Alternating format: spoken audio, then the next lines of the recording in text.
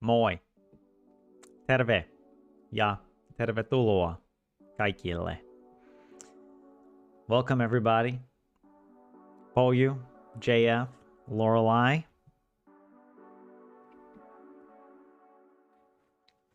Ilta taas Pynikin näkötornilta. So that's Pynikki is that the park or the neighborhood or wherever in Tampere, right, JF? You said I think you go for like an evening walk there every Tuesday now. But yeah. But ilta polju. Moi Lorelei. Lauantaina pelästyin unessa niin paljon, että hyppäsin oikeassa elämässä. Kiinnostava herätys, kyllä. It's like I understand some of the words. on Saturday, you played. No, pelästy. I don't know. But you did something with the oven, unessa. You baked in the oven a lot. That, you know what? We're gonna have to go to Google Translate, Lorelei. I tried my best. You know what? I tried. Yritin. Is that how I say I tried? Yritin. Wait. Whoops.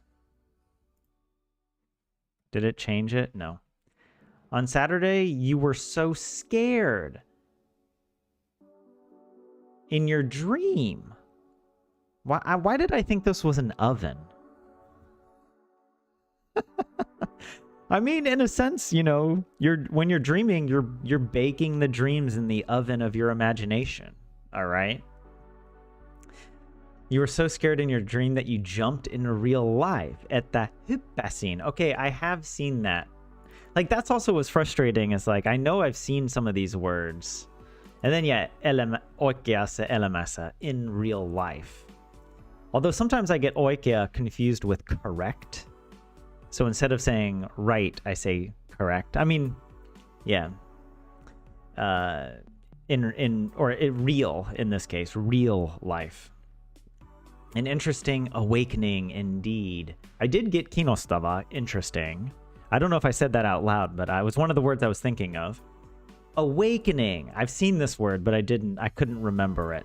And then kyllä is kind of like for emphasis, indeed. But yeah.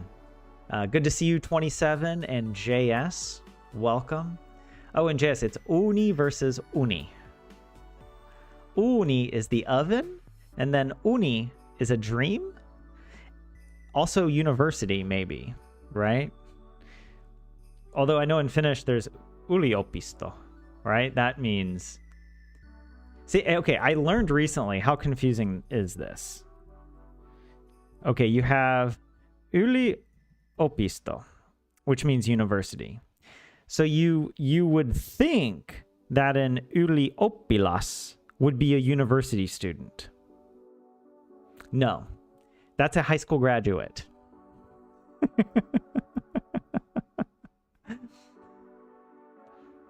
Oh, sorry, yliopisto, excusez-moi.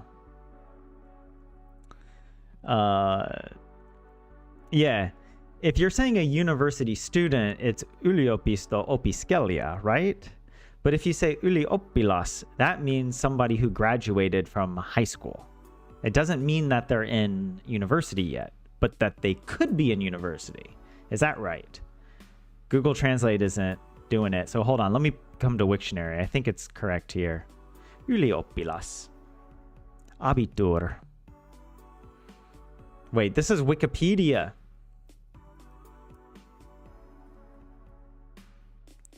But why is it taking me to Wikipedia?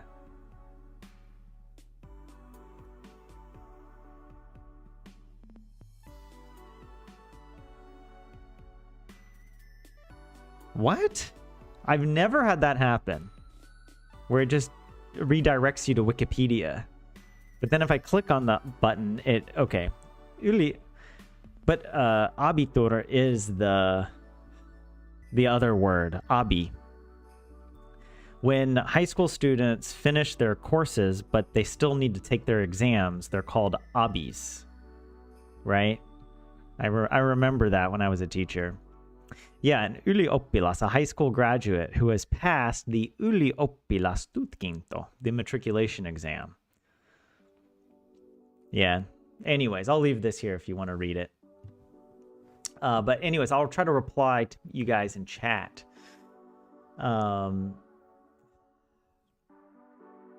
I have had that happen where you have a dream, and yeah,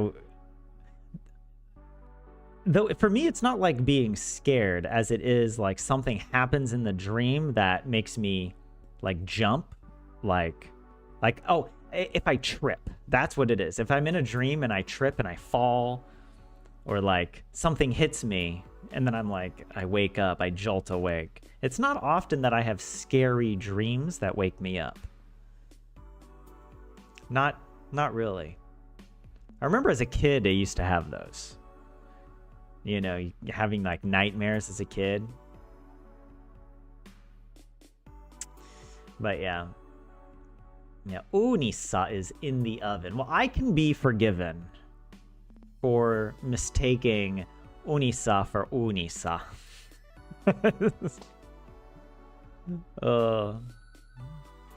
And by the way, this afternoon I was working on another article. I've mentioned it. If you guys are on the Discord, I asked you all for help when I was writing the first draft of an article about language learning through live streaming, literally what we're doing right now.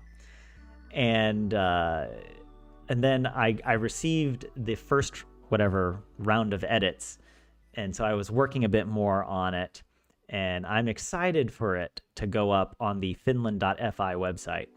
I'll let you know, it should come out later this month because the theme for this month is the Finnish language, or language learning. And so I proposed this topic as an article idea, and they liked it, so I wrote it. And honestly, it was one of the hardest things I've ever written. Because it's like personal, and I'm trying to be funny or clever in it, and that just takes so much more effort to write than if I was just writing about like architecture, where it's a lot easier just to describe what you're looking at and what happened, like when it was built and maybe the significance of it, but it doesn't. Yeah, it's not like I'm trying to make jokes. I'm also not that clever. I've never been that kind of person who can just think on his feet and, you know, and have witty one-liners. It always impressed me when I would see people do, like, almost have a rap battle, you know, like how is that even humanly possible? I'm like way too awkward and uncomfortable. My brain stutters and freezes up when I'm put under pressure, okay? Anyways, but let me try to read a little bit more. Lorelai, you had said after that other message that you said kohta. I should know what kohta means, but I always forget. Does that mean soon? Or is there another word that looks like that? There's pian, and I'm pretty sure kohta pitää laittaa pykkiä kuivamaan. Soon it will be necessary to put... Oh, what is pykki? It will be necessary to put something... Kuiva. I should know kuiva. Why? Dry. Is it you're hanging close to dry or something? Hold on, let's go to Google Translate. Boom. What? A place? This is not. This is what? I don't know. You guys tell me. How did it do?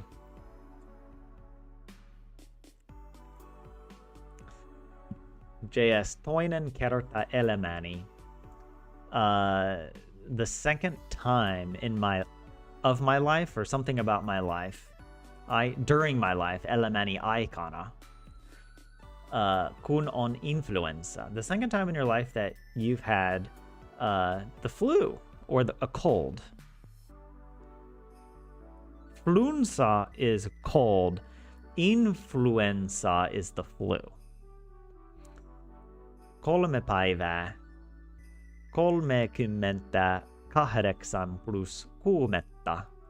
So 3 days of 38 plus kuumetta, fever, right? Or heat. I don't know. But it is a fever. Eilen illalla ja tänään aamuna. I see aamuna and I think egg. Aamu. Wait, doesn't that just mean morning? Aamu, yeah. In the morning. So yeah, yesterday evening and this morning, 39, 29. Mutta tänä päivänä ei sitten enää ollutkaan yhtään. I learned yhtään recently. It was in the news article, and I remember it means, not at all. It's used in negative sentences when you say, like, not at all. But it's so easy to confuse this with other words like yhä or yhtä. And yhä, I think, means still continuing, like in a as continuing from before, or is that yhtä? I don't remember. But anyways, mutta tänä päivänä, this day, on this day, ei sitten enää. It is ollutkaan. It has not been any longer at all. What? Oh, yhtään, I missed the last part of the sentence. Kuumetta. Ainakaan vielä. Kuumetta. Kuuma, I guess, means a fever, I hope. Second time in my life that I have the flu. 3 days of 38 plus fever. Last night and this morning, 39. But today, there was no fever at all. Tänä päivänä ei sitten enää ollutkaan yhtään kuumetta. Here's the con. What is this called? A particle. I didn't know that I needed to understand particle physics to speak this language. Honestly, at this point, I have a better chance of becoming a particle physicist than a Finnish speaker. But anyways, yeah. But I did get this at all part, the yhtään. There was no fever. Ei sitten enää ollutkaan. Ei ollut. Yeah. And you have to, and con you use in negative sentences instead of keen, right? It's all Greek to me. Truly. Greek would be easier. Monesti kun lepäilee, niin saattaa säpsähtää siihen, että kuvittelee putoavansa. Oh wait, but hold on. I was looking at some of the other stuff you guys were writing about. Back in the day, becoming an ylioppilas was the way you qualified into university. No separate exams for uni back then. Yeah, Google fails the context. Yeah. What was it earlier? I deleted it, I think. This one. Yeah, wait, what was this supposed to be? Oh, and now when I add in this random paragraph, it changes to I need to hang my laundry to dry. But doesn't mean soon. Let me look that up, because I guessed that word, and I'm pretty sure I was close, right? Kohta, not Estonian, Finnish. Spot. Or does it have other adverb? It means soon. Look at me. Look at me. Or are you using it in this sense that you're talking about like a spot? I don't feel like it would make sense to mention. A spot is needed to hang my laundry to dry. I need a spot? No. Because if you need a spot, I feel like this would then be in the partitive, right? And the partitive would be kohta. Unless it's exceptional. Declension. Partitive kohta.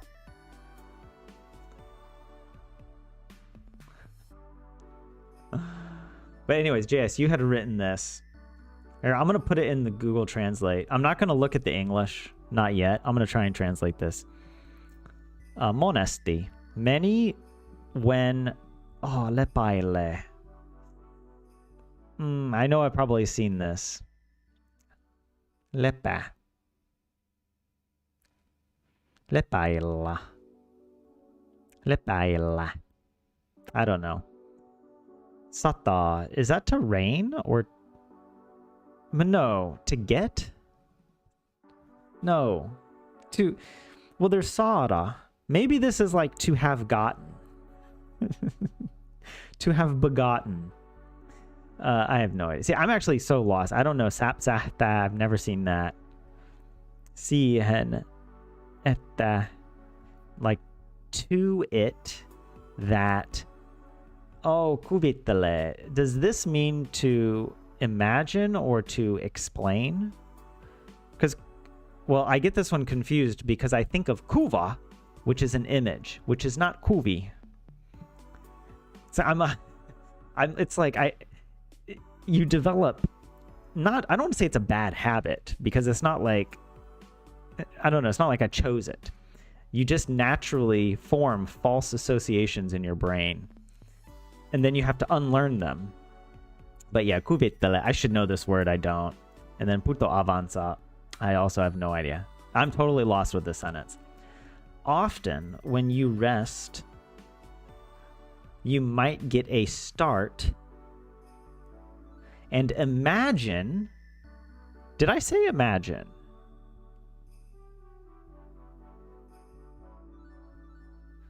I don't think so. I think I just said explain. Imagine you are falling. Oh my gosh. That's, yeah, it's on the NSA ending is like one of those personal pronoun endings that I probably need to practice more of those. Oh. Ylio-oppilaat siirtyvät usein yliopistoon. Siirtyvät. I should know this because I've seen this several times in the news. I've really been practicing. Every morning I spend an hour reading the selko-uutiset and practicing in my Finnish flashcards. All right. And I go through like 30 vocab words and probably about 20 to 30 sentences or phrases every day. And I know I've seen that word, siirtyä, and maybe it means to transfer or to move or to follow. Okay, well, you know what? Let me transfer your sentence. It's like, oh yeah, it means like whatever. The ylioppilaat, the high school graduates, often go to university. That's the meaning. And it does mean to transfer.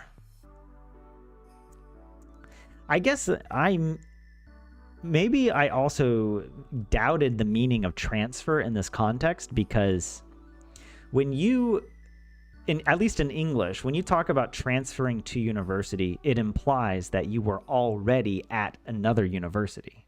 At least in my usage in America, like when you graduate and you get admitted to a university, you aren't transferring there. Maybe in some abstract sense, yes. But that would be very weird to say it that way.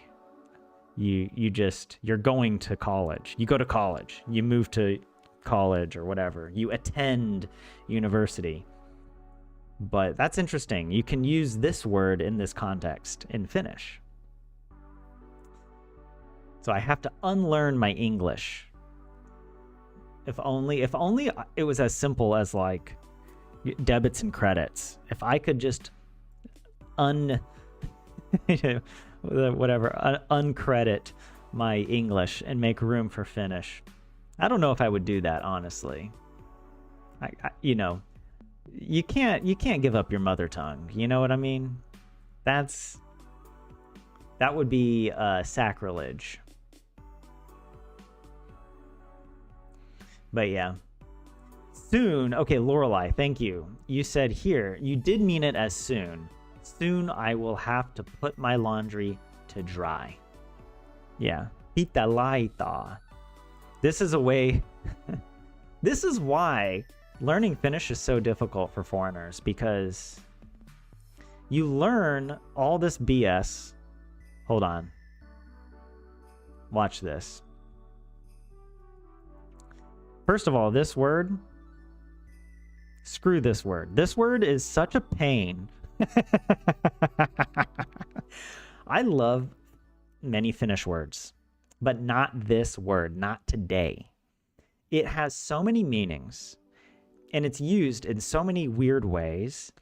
Look at this. We got 13, the unlucky number 13, of course. This another reason to hate this. You come to the conjugation, and you think, oh, if someone is talking about themselves, they say pidan.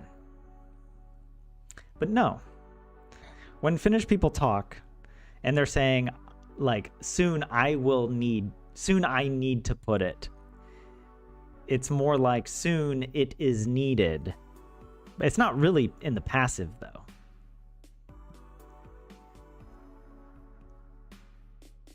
I mean, it's a weird word.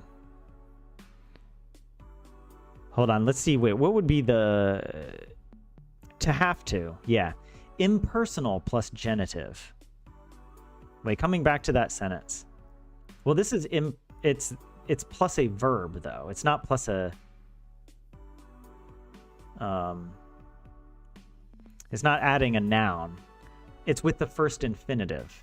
So that's why you said laita. That's the first infinitive of like to put or to place. Yeah. Sinun pita. It's not sina pidat. You have to do some weird gymnastics here. You have to go to work. Tama pita tehra. This has to be done, right? So it's sort of like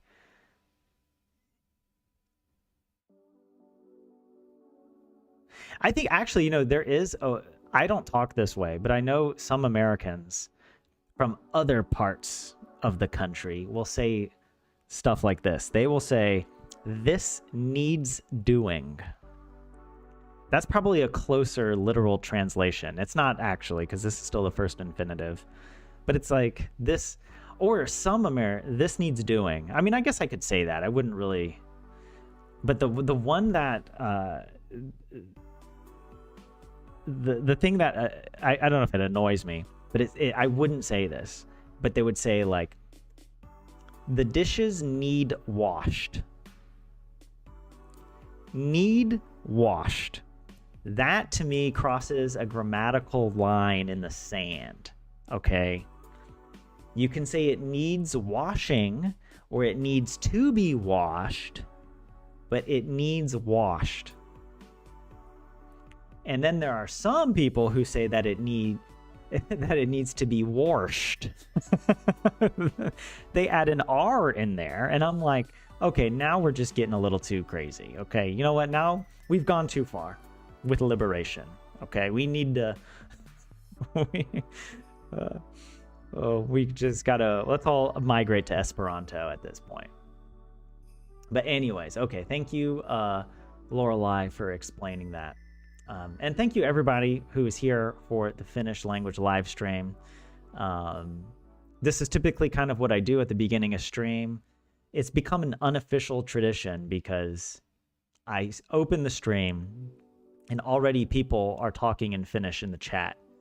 And then I try to Sherlock Holmes my way into some understanding of what is being discussed. And so yeah, that's what ends up. Sometimes it takes like over an hour just to read the first few messages, but it's also a good exposure to Finnish outside of Selko-uutiset, which is kind of the majority of what I'm reading. Because even just going through the Selko-uutiset takes like an hour, you know, just to make sure like I understand what's going on. Or if I don't understand a word, I try to add it to my, you know, my flashcards. That's another thing. Yeah, now that I'm talking about this, we could practice my flashcards. You can see I already practiced 74 flashcards today. So we could reset this and do a little more practice. Give me a second here. There we go. And so I don't want to review the sentences, but I could do like, what are the least practiced words? I do have a few words that I've never practiced. And also the other thing about this is the vast majority of all the words that are in this database or in the spreadsheet have only been practiced once. So the least practiced ones are also going to be some of the easiest, like this one, volley. Elections, right? Boom. What? What do you mean it couldn't be found?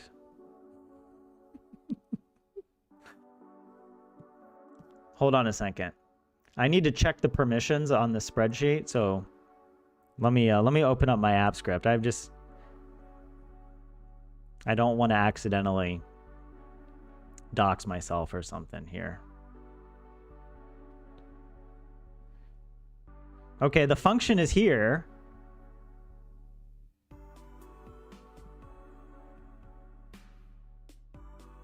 Give me a second.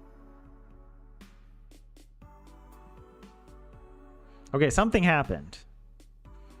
Oh, and it said, okay. Let me see if it, huh. I have no idea what just happened. I didn't change anything on my spreadsheet from this morning. Wait, I know this is now just a podcast. Let me think for a second.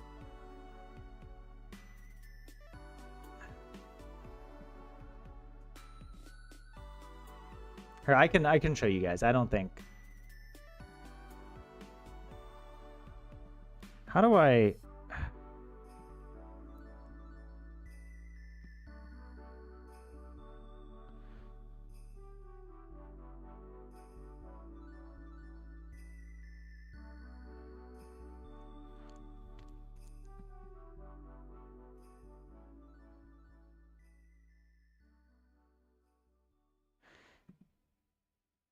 It used to work this way.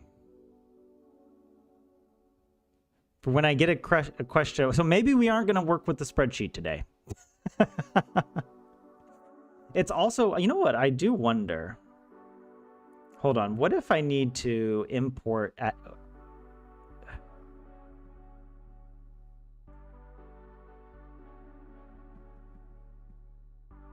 Huh.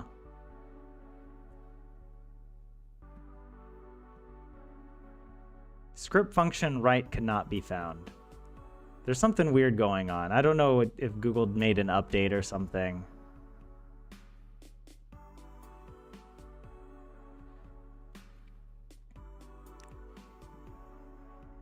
What if I press another button?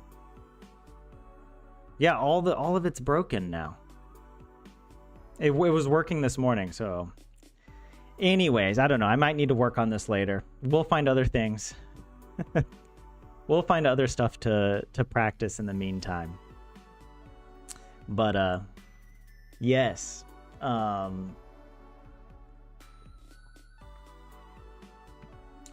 What do we got here?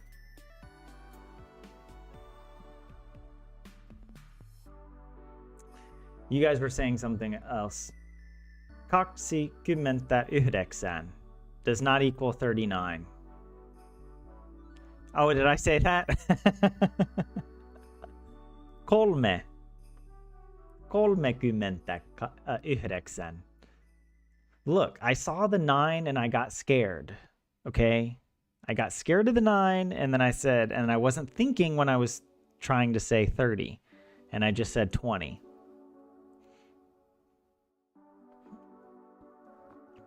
Tänään oli kesäinen sää ulkona. Today was summer weather outside. Look at me, Poju. Look, I am a Finnish genius. Okay.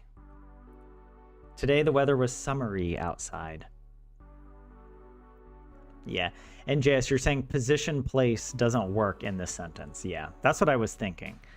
But I was also trying to illustrate how confusing it can be. Because you might think like pita, because even though, right, pita could be, I mean, it is the third singular. It is also the infinitive. But you could think the position holds or needs, I mean, not really, I don't know. It doesn't work, but you could be led to that. I think it's understandable that an innocent and naive language learner like myself might be led to a false conclusion, or at least to have some hesitation. Does get a start mean the same thing as being startled? Yes. You can also say it like it gave me a start. It gave me a fright. And that, yeah, it means to be startled or to be frightened or shocked. And yeah, Google does fail the ylioppilaat. They are not university students, at least yet in that context. Yeah. The stupid name, ylioppilas, over or beyond student. That's what I was, yeah, when you first start learning a language, I remember saying yli, and I was like, doesn't that mean like over? And I was like, what's an over student? It's like, no. It's just the word. You just got to remember what it means. And AI, welcome in to the chat. Good to see you here. You've got a uni interview for college. What should you say?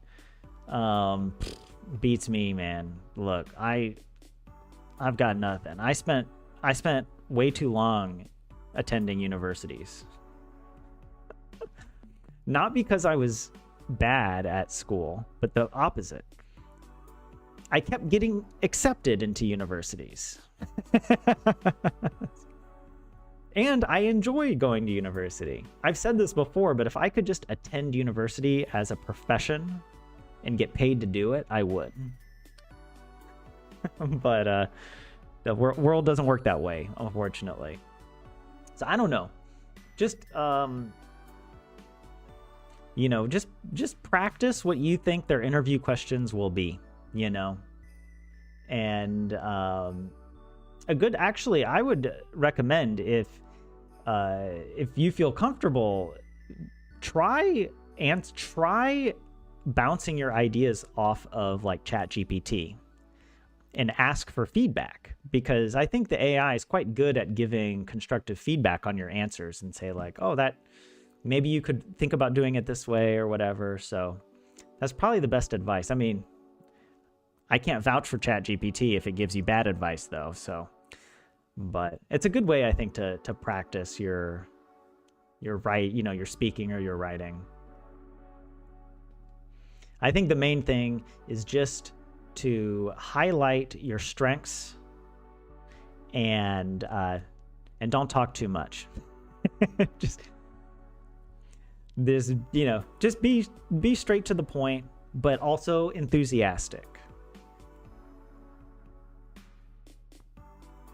And need wash, that's just silly and wrong. Well, JS, there are native English speakers who talk that way, I don't want to throw them under the bus, but I'm just reporting it. I'm just reporting the truth here. How can you get my flashcards? Well, AI, dude, they broke. This is also why I'm hesitant to share anything, because it's like everything I make is so fragile, and it's a constant battle of troubleshooting. But I don't know. I was thinking maybe I've been thinking about maybe offering it as like a reward through my Patreon. Like I've been thinking about revamping my Patreon. And yeah. And maybe I can talk more about that when I actually have my idea more crystallized. But it's been something in the back of my mind. I feel comfortable telling you guys that it's been in the back of my mind to maybe do the Patreon again and offer a little bit more, and maybe the flashcards, and sort of some of these study materials that I use on stream I could offer on the Patreon. You know, or I don't know, or maybe I can just offer it for free anyways. Like, I don't know. We'll see. But yeah, is Google messing with me today? Apparently, yeah. It's giving me bad translations. It messed up my flashcard. You know, my incredible spreadsheet, dude. Look how awesome this spreadsheet is. I've got over 630 words. Look at that. And look how many words I've practiced. I've done over 1,500 flashcards. Not all of them were correct. I would bet that about 60% are correct. Maybe 70. But that's also because I'm repeating flashcards. And so I kind of get a benefit where if I get a flashcard wrong, I typically get it right within the same study session because I refresh it. So yeah. Most of the stream has been a podcast for you, Lorelei, but now the clothes are drying. Well, I mean, I don't know. The stream's about as exciting as watching clothes dry, so you're not missing out. Context is king. Pita kini. What? Why would you say pita kini? What does that mean? Something needs wait, kini. Why do I feel like that means closed? Let the Google Translate. Let's see what it does. It's probably gonna mess up. I have to hold on. Is that? I don't know. You have to stick with it.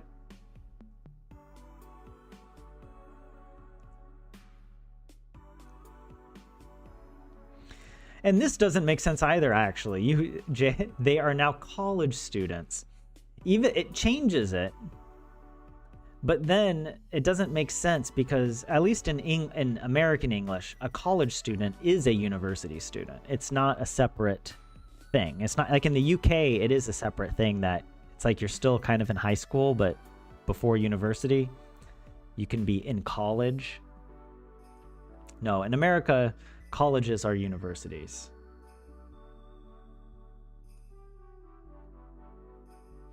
Uli is the prefix indicating superiority. Okay. I'll be sure to use it because I'm superior. All right. And yeah, college US is equal to university. Selva is also sober. Do I have a Patreon tier for my paintings? You know, way back, so this is part of my problem.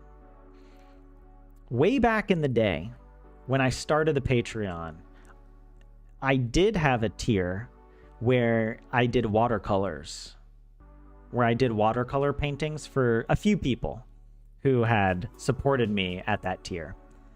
And that was fun. But I don't really practice painting as much anymore. I'm also there aren't enough hours in the day, and even if there were enough hours, there isn't enough energy in my body and brain to do all the things that I want to do in life. Like I started learning how to draw because I'm making this video game and I'm making a lot of the art. And even though it's all digital, like I'm, making pixel art, I'm realizing that I still need a lot of the basic fundamentals of drawing and understanding light and values and all that kind of stuff. And it's nice to make art with your hands and not with a mouse. So I started doing that. But even that it takes a lot of time to practice. So I don't know. Why? Do you want a custom painting or portrait? It could be kind of fun, actually. I was thinking if I open the Patreon again, it could be fun to make custom pixel portraits or pixel characters for people, because I'm trying to learn to draw dogs, and because all the characters in the game that I'm making are these dogs. They're kind of humanoid dogs, and I've posted only a few on the Instagram that I have for this game. It's called Dogwood Glade, and yeah, that's another thing. I feel I don't actually feel guilty, but I feel a little embarrassed that I start things and then there just isn't time and energy to give it my full attention, you know? And so I feel a bit embarrassed that I'm like, oh, I haven't posted about the game, you know? But it's also, I think, important that the game is still in such an early stage. It doesn't make sense to try and share too much when so much could change. And I don't want to, build up expectations or anything. But anyways, it could be kind of fun to do something like that on the Patreon. But yeah, I don't know. I have some ideas. Some ideas are crystallizing. And some of them revolve around learning Finnish, because we've been doing this for so long. I might try to take on a project, and I might need your help for it. And then, of course, getting support on Patreon helps make it possible for me to justify the time spent doing this. But I don't want to give it away. You know, I'm still working on it. I don't want to. Yeah. But Google managed to translate this correctly. Pita kiini. Have to hold on. Pixel art of what do you think the people in your chat look like? I'll give you all a cool pixel dog avatar. Like, yeah, you can sort of see over here. Oop. I don't care if you see this email. This is my one of my. Hold on a second. I'm gonna see if I can make it larger for you guys, but I don't know what's gonna happen if I click on it.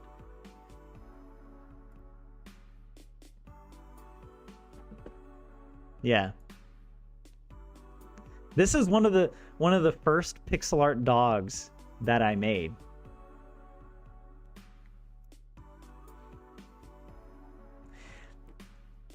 Yeah, making this was kind of a breakthrough for me to feel confident that I can make the game, or I can make the art in the style, or I don't know. It's fun. I've been, making some progress. But actually, hold on, wait. I know I'm going podcast mode on you guys a lot.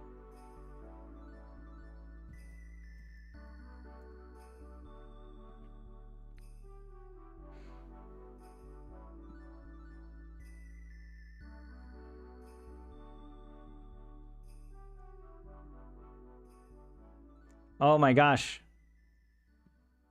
Well, I can't. Okay, hold on.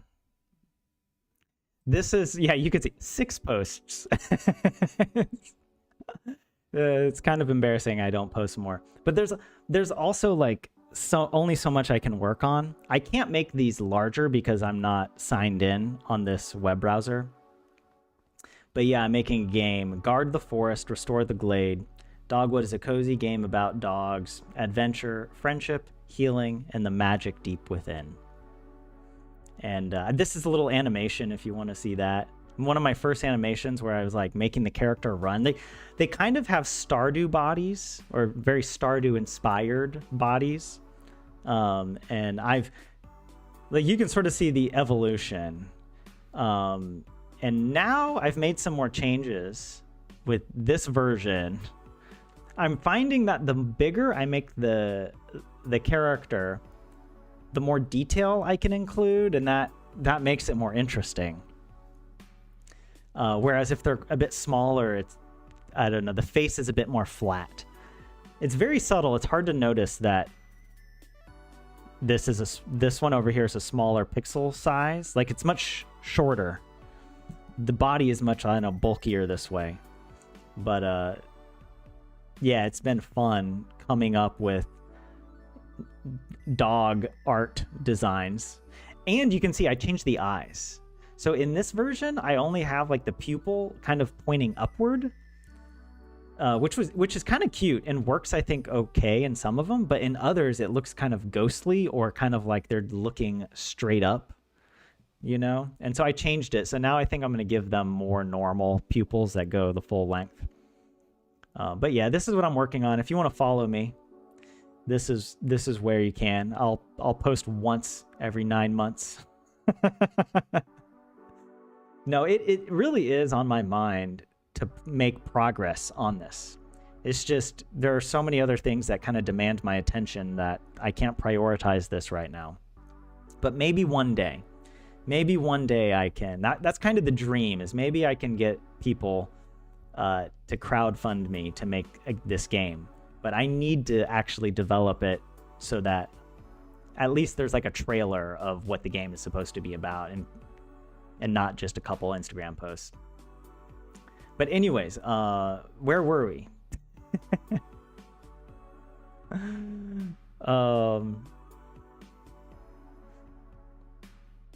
Lorelai is 56 or whatever again. I'm sorry, Lorelai.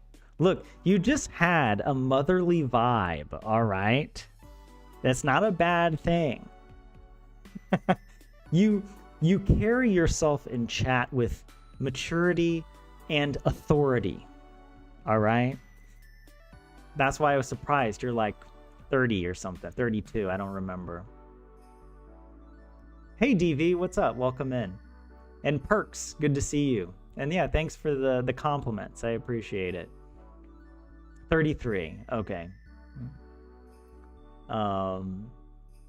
Let's see, what can we do today?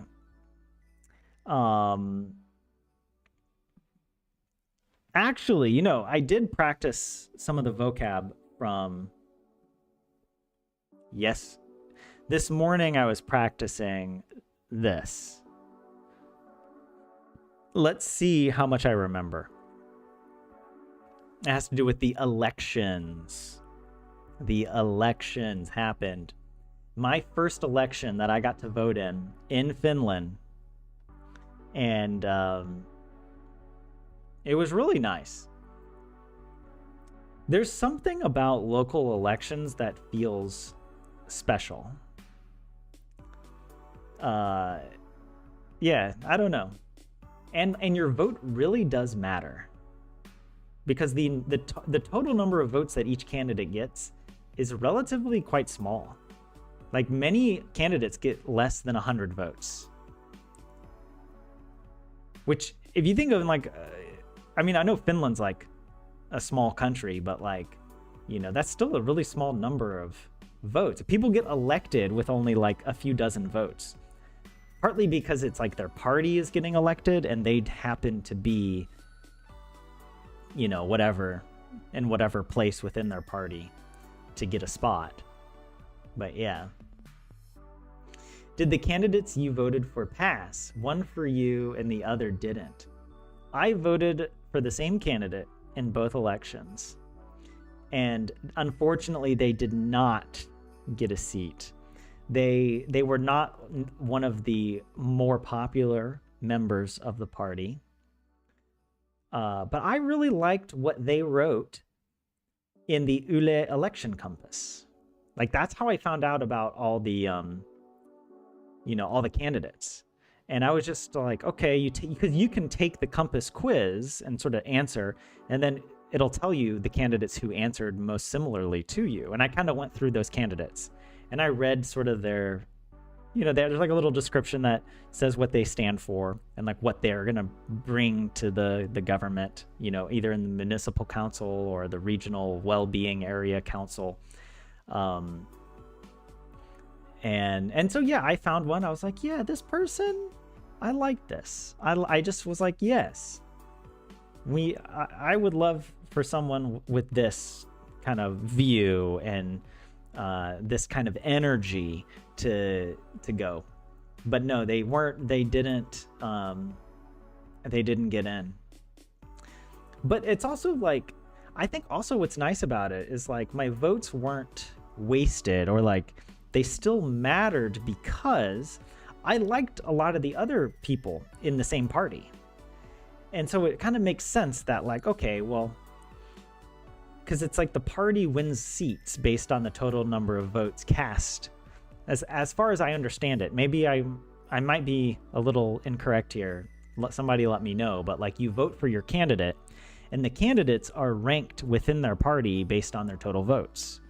And then the parties are, they receive seats in whatever council or parliament or whatever based on their votes in relation to the total share of votes among all parties. And then the candidates with the most votes within their party get whatever seats the party wins. It's sort of like, I don't know if I probably didn't explain that very well. So it's sort of like you vote for a candidate, but your votes first count for the party in winning seats. And then the seats are decided based on the order of the candidates within each party. So you might end up with a party who got a relatively even distribution of votes with candidates who actually didn't get elected, but who got many more votes than other candidates of another party where it was much more unequal, where maybe they had one front runner candidate who got thousands of votes and won a bunch of seats. And then other candidates in the party weren't popular, and only got like a dozen or 50 votes or something, but they get a seat because their party won all the votes. Anyways, that's another thing. But there's no perfectly fair version of elections, but this is the first time I voted in this type of election. We don't have this in America. It's like a first past the post thing, vote for your candidate, they win or lose. You win or you die in the Game of Thrones, Cersei Lannister once said. When you play the Game of Thrones, you win or you die. Welcome to America. And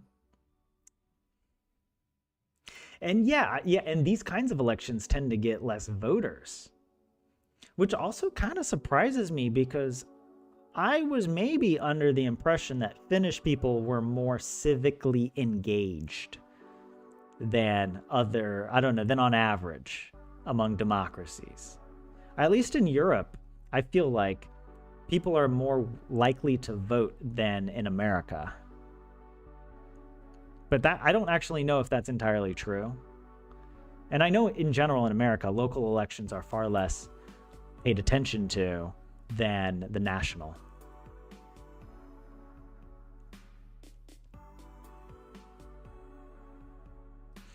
Not one of the candidates you voted for has passed in any of the elections that you've voted in.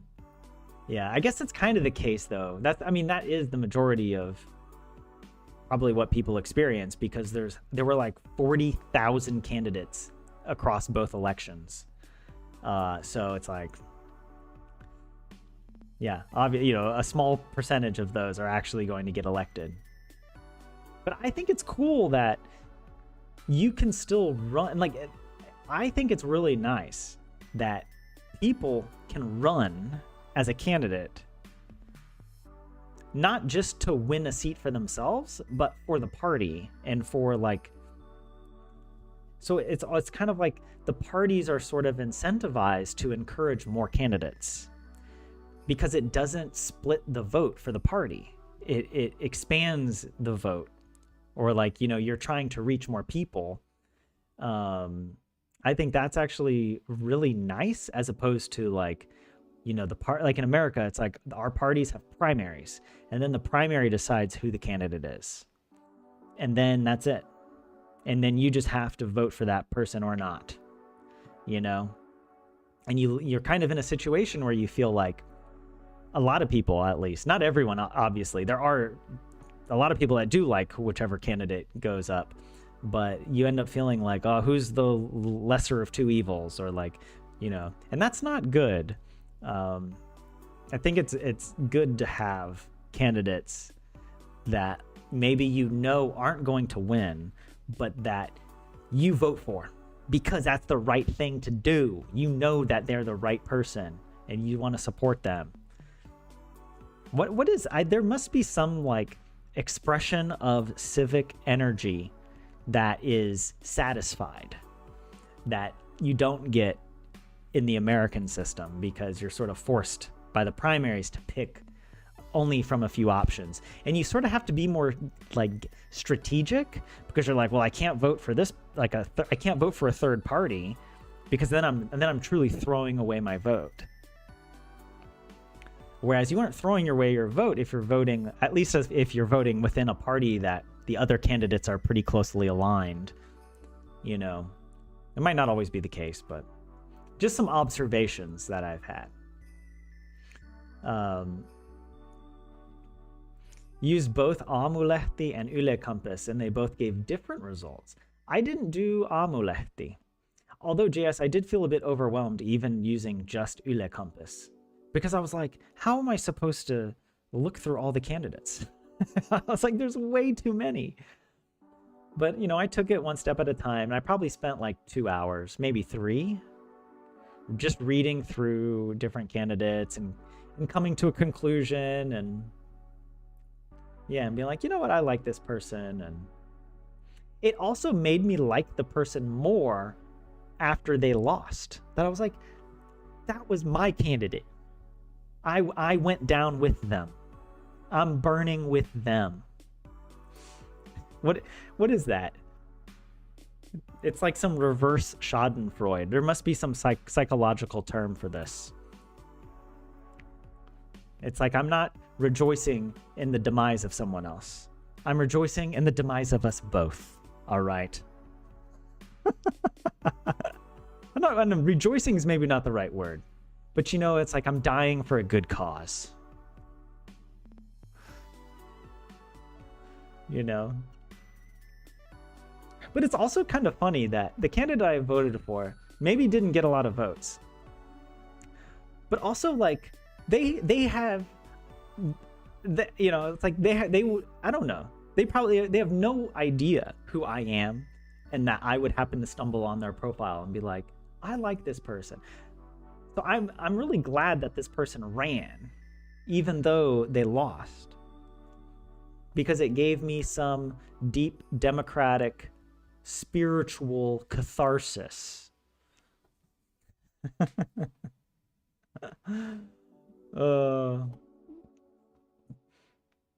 I don't know. Maybe you guys don't share that feeling. You don't do Valikone anymore. Is that a voting machine, or is that like maybe a website or something that helps you decide who to vote for? I don't know. You just pick someone who you know or think is sane enough.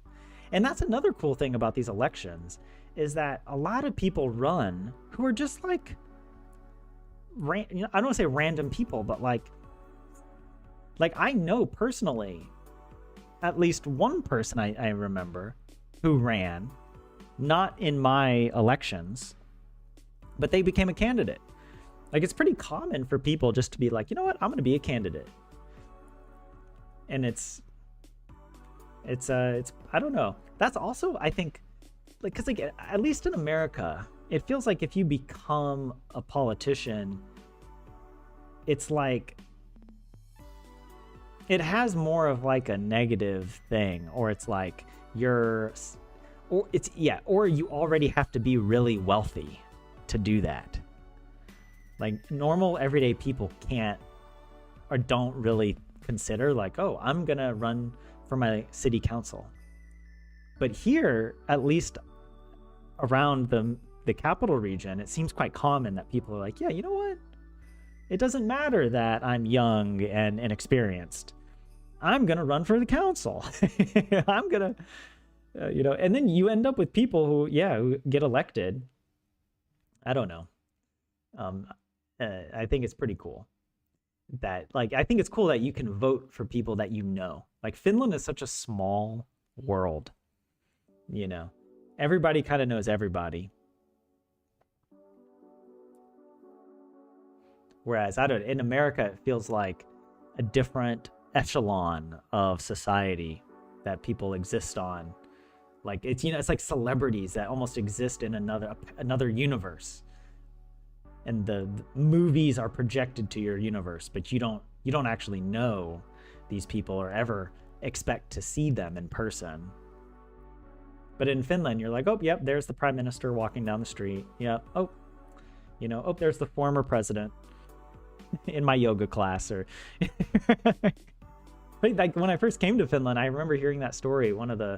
Another teacher told me that in her yoga class, she was there with Tarja Halonen, the former president of Finland, who also happens to have a striking resemblance to Conan O'Brien, which is one of the funniest coincidences that Conan played up in several episodes of his TV show. But anyways, yeah, I know we're not really learning Finnish, but we're talking about culture. We're talking about, it's a cultural exchange. I'm going to look at the news here in a second, but I want to read what you guys wrote.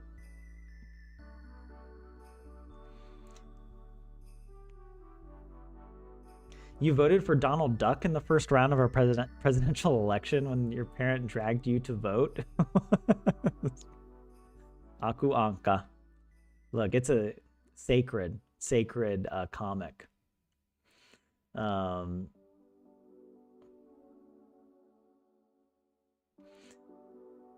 Hyvän päivän tuntu was long on a reserve seat even though having 0 votes.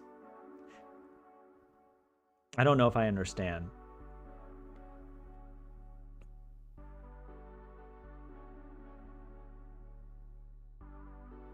Hey, OKL. How are you? It's called empathy.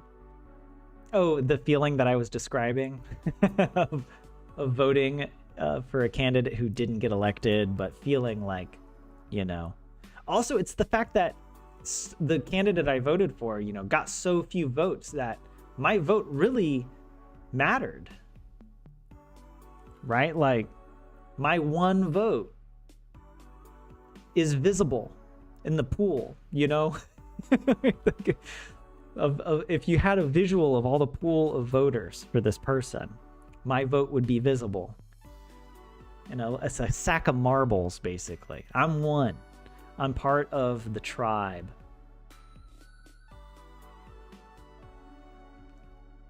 Oh, you didn't like the idea of voting the same person in both, as you think they need to use their full attention in that one position, not in multiple seats. That's fair. I didn't think about that. I was just like, you know what? If they're running in both elections, I'll vote for them. I couldn't find someone else in the other election that I liked better.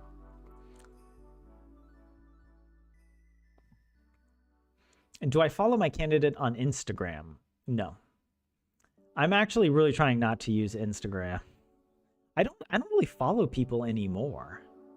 Like, I stopped following accounts on Instagram. Also, part of the problem is that Instagram is now just a feed of crap, just a hose of trash content of reels designed just to sort of get you scrolling, and driving me crazy. But I actually did look up the candidates on Instagram because they often posted there about what, you know, they were doing, and it's really heartwarming seeing candidates like with their little tents in the parking lots of, like, you know, the grocery stores. You know, and they're out there representing their ideals and their beliefs for how to build a more just society. I think that's really cool. Check hyvän päivän tuntu. Let me look it up. Okay. Hyvän päivän tuntu. or tuttu, excuse me. An acquaintance that one only really says hello to. I like that. A good day. What does tuttu mean? Familiar, conversant. I'm a hi hello acquaintance.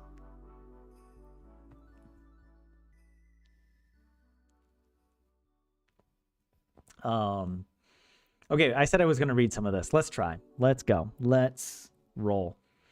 Kuntavaalien tulokset. The results of the municipal elections. Is this plural? I think so. Right? Selko-uutisten aihe on aluevaalien ja kuntavaalien tulokset. The topic of the News in Easy Finnish is the or are the results of the regional and municipal elections. Sekä aluevaalien että kuntavaalien voittajapuolue on SDP. Both, maybe it's better to read it backwards.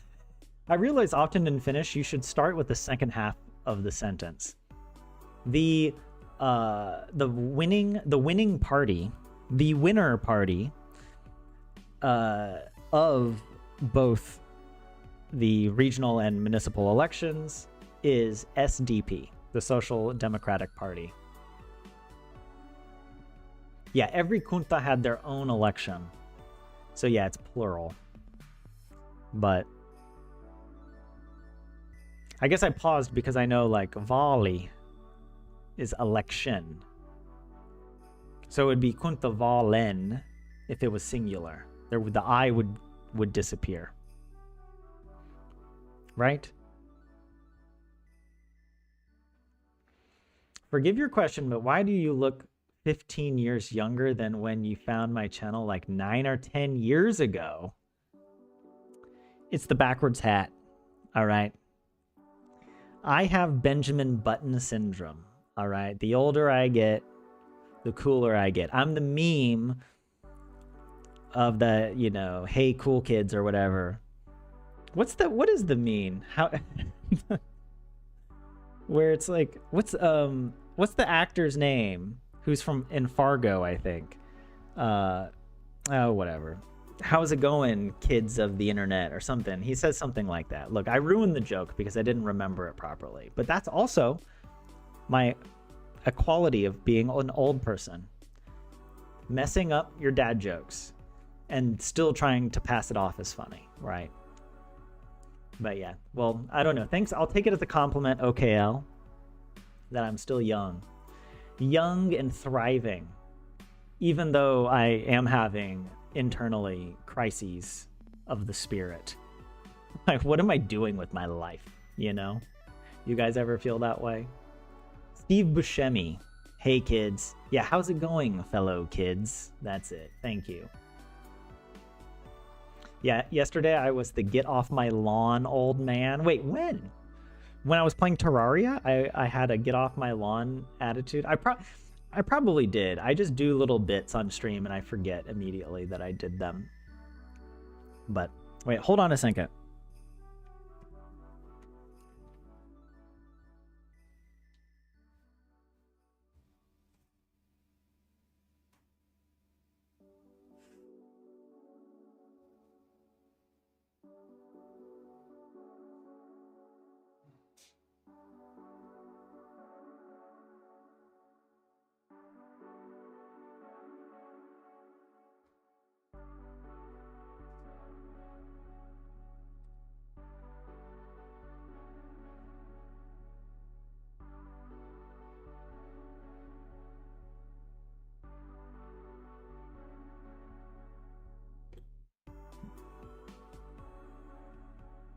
It must be the backwards cap.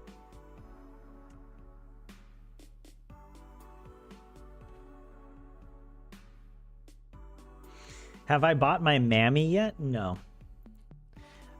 But I should. You know what, JF? I'm going to get mammy this year. I'm going to buy mammy an ice cream, and I'm going to celebrate the Finnish way. JS, Mammy you do not like. I will say that I prefer Mammy over salmiakki. Yeah. Because at least Mammy, I can get it to taste kind of good with enough ice cream. But salmiakki doesn't taste good. In fact, the more you put it in ice cream, the worse it becomes. Like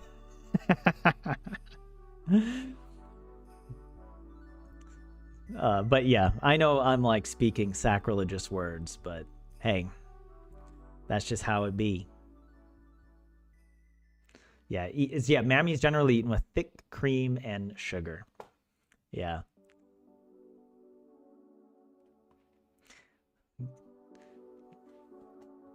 But okay, where were we? I think on this one, SDP oli suosituin puolue molemmissa vaaleissa. SDP was the most popular party in both elections. SDPn kannatus oli kuntavaaleissa 23%. I got the number right this time, I think. SDP's support was 23% in the municipal elections. Pasha is better. What is Pasha? I've never heard of that. One portion of Mammy a year is enough for you, Lorelai.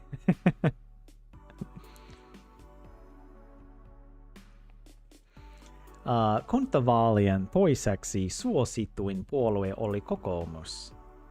Oh yeah, this was kind of a tricky sentence.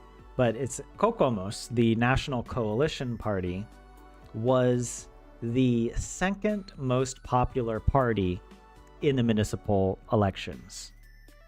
Kokoomuksen kannatus oli melkein 22%. The coalition party's support was almost 22%. Kolmanneksi suosituin puolue oli keskusta. Keskustan kannatus oli vähän yli 16%. In third, or it's like the third most popular party was the Center Party. The Center Party's support was a little superior to 16%. Kuntavaalien neljänneksi suosituin puolue oli vihreät. It's really nice when the news just repeats this exact same sentence structure. This is pretty easy, and we're just counting up or down. The Green Party was the fourth most popular party in the municipal elections. Vihreiden kannatus oli melkein 11%. The Green Party's support was almost 11%. Kuntavaalien viidenneksi suosituin puolue oli Vasemmistoliitto, jonka kannatus oli yli 9%. The sixth most popular party in the municipal elections was the Left Alliance, whose support was over 9%. Look at that. And then we're at aluevaalien tulokset, the results of the regional elections. Jatketaan vaalituloksilla. Let's continue on to the election results. Let's continue with the results.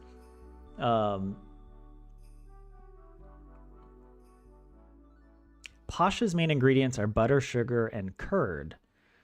But okay, JS, Pasha does not look like a Finnish word.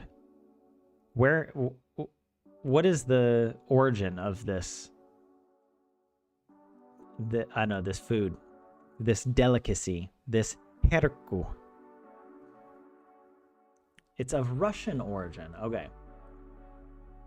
Oh, and OKL, you know how to spell it with the Russian Cyrillic.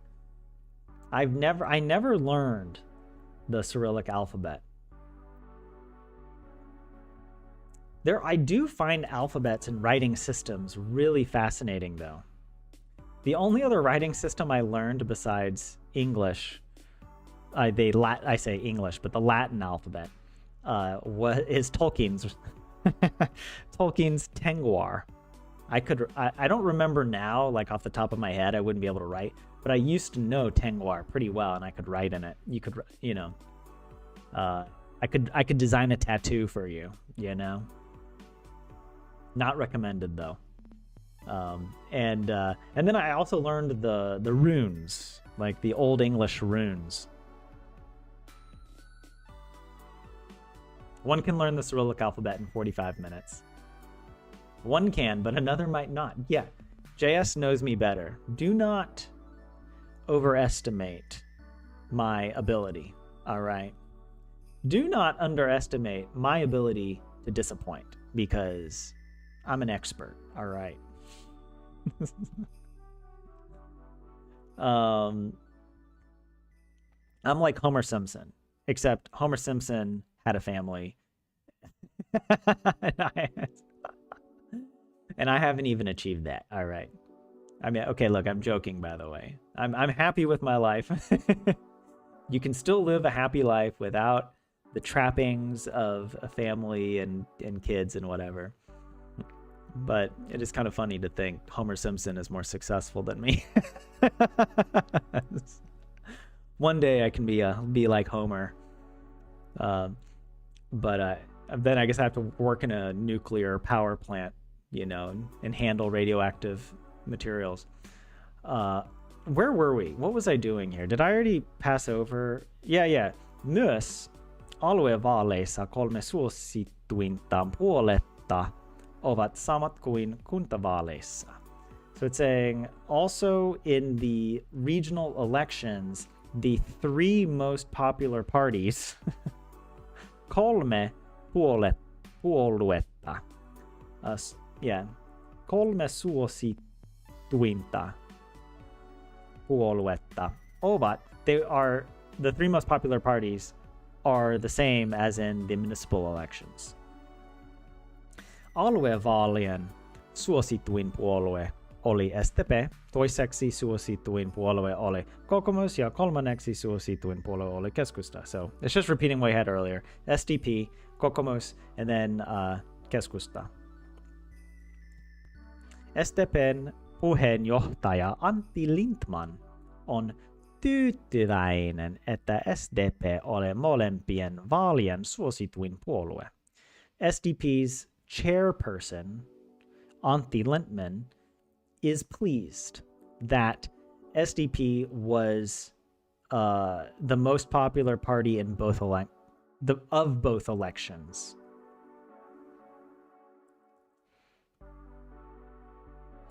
Homer Simpson building a barbecue pit is funny. Put a link for it in the Discord 27. I'll check it out later.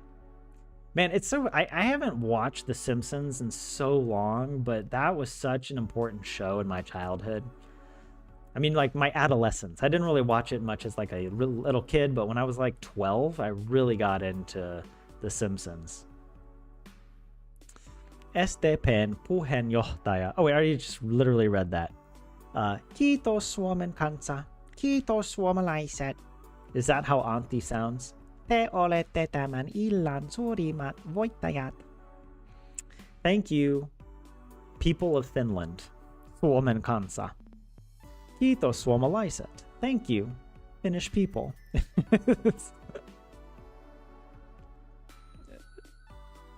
It's kind of a weird way to say it. I don't know why. I'm like, is there some special meaning between these 2 distinctions of Suomen kansa versus suomalaiset? Thank you, American nation. Thank you, Americans. I guess it's more like saying nation. Kansa, the nation, the people. Te olette tämän illan suurimmat voittajat. Y'all are this evening the biggest winners. I guess it would be kind of insulting to hear him say that if you really did not like the SDP party. It's almost kind of like someone beating you in a board game and being like, but you were a winner as well. You may have lost, but you're actually a winner because you know why? You showed up and you played the board game with verve. You had moxie. It wasn't enough to beat me in the game, but you, it's like, yeah, it's being comforted by a winner. It's like the worst. You don't want the person who beat you to like then express pity and compassion for you. It's like, you going down. But no, obviously, I mean,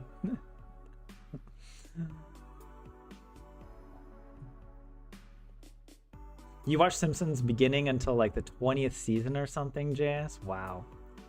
Dedication. It's just a rhetorical device, OKL. Yeah. Yeah, I mean, I can imagine in English someone saying something like that. Thank you, America! Thank you, American people! SDPn suosion syy on ehkä hallituksen politiikka. SDP ei ole hallituksessa. This is also a concept that I had to learn when I moved to Finland because it's confusing. We don't use the word government in the same way that y'all do here. And in other like, I guess, if you live in a parliamentary democracy, government means something slightly different. And in this case, it's talking about the reason for the popularity of the SDP party is perhaps the government's policy. Hallituksen politiikka. Politiikka. SDP is not in the government, which is kind of weird to an American because it's like they have elected members in government. I mean, yeah, we would say in government. Like if you're a member of parliament or like any sort of elected position, you're in the government by American definition of what a government is, even if you're in the minority. But in Finnish, it means you're part of the coalition that forms of the parliamentary parties or whatever that essentially make the decisions. And then the opposition parties sort of exist, well, in opposition to the sort of, it's also confusing because there is a party called the Coalition Party. But when parties come together to form a government, it's called a coalition government. If I know my terminology right, I'm not a political scientist. But yeah, I remember waking up one day and hearing that the government of Finland had failed. And I panicked a little bit. I was like, I thought I was in a stable country. What? I was like, was there a military coup? Like, to me, that means the whole government was overthrown. The government failed. We have different kinds of, our government fails us in America, but it's not like the government failed. I don't know. It just means the coalition didn't form and they had to come up with a new coalition. They had to find another party to join to form the coalition. I can't remember the rules, but you have to have a certain number of, I guess, MPs or council members agreeing to work together. The official name of the government is Valtioneuvosto, but even the media calls it Hallitus. Valtio is like the state, and if I remember, neuvosto is sort of like something to do with negotiations. Why do I feel like neuvola means like to negotiate?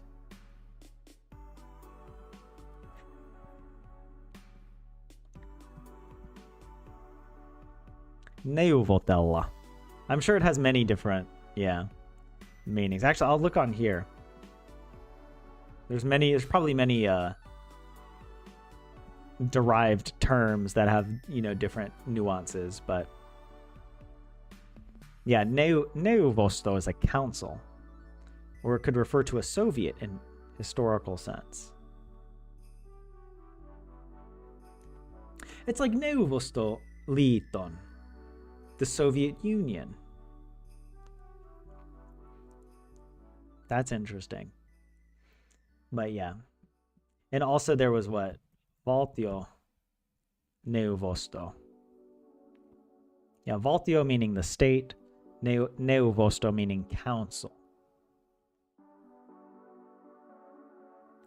A government, a cabinet. The group of ministers responsible for creating government policy and for overseeing the departments comprising the executive branch. Yeah. And I personally, I like this version better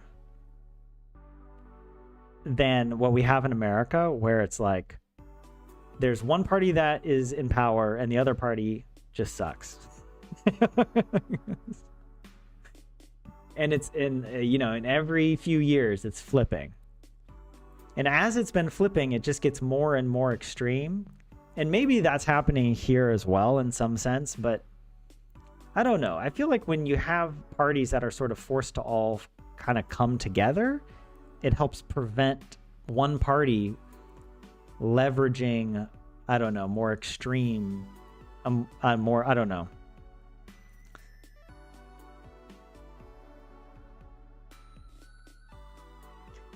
To be fair, if one party would get a big enough majority vote, they technically could form the government without forming a coalition with other parties. That's a good point, Helion. Thanks for that. And by the way, welcome in. I don't know if I saw you earlier. Good to see you here. In the US, you have a choice to vote for the crap party or the crap light party. Hey, it's like our beer. We got Coors and Coors Light.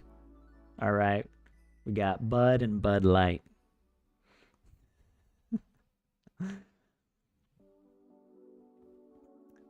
That's one thing I will say. Finland, you do a lot of things well, but one thing you don't do better than us is light beer.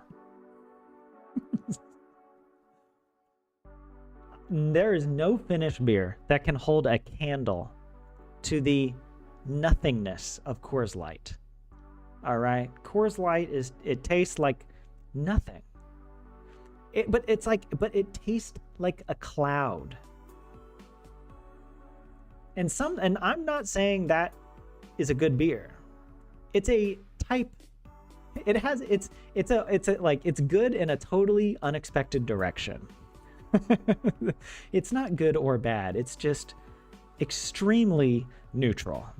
And there's something good about that when you don't want to pay attention to the I don't know, to having like a craft beer, something really nice. You want to have something that is excellent at being mediocre.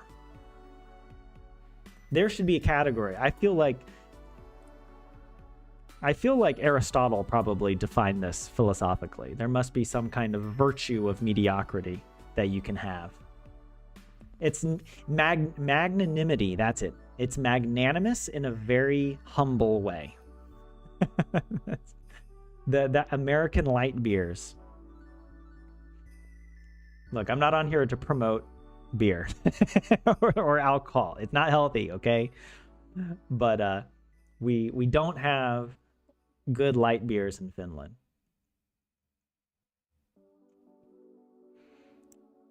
Yeah. But the Valtioneuvosto sounds better in Swedish. Statsrådet. A very low bar to like something better than the US system. Can't say about beers. Do not like. Only Kotikalia. Wait, what is Kotikalia? Some home brew? Do you brew beer at home, JS? I've never brewed beer, but I would like to try. I think it would be kind of interesting. Like a science experiment, I think that would be kind of fun. Actually, I have been eating canned fruit. I realized that I don't eat enough fruit. And one way I'm trying to introduce more fruit into my diet is just getting canned fruit. Although it's not super good because the fruit is often stored in syrup.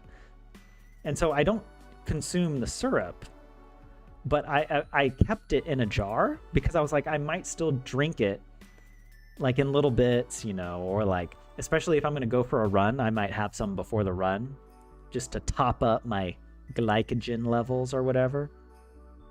And one time, and I left it in the fridge for a little while, And then one time when I opened it, it was slightly carbonated.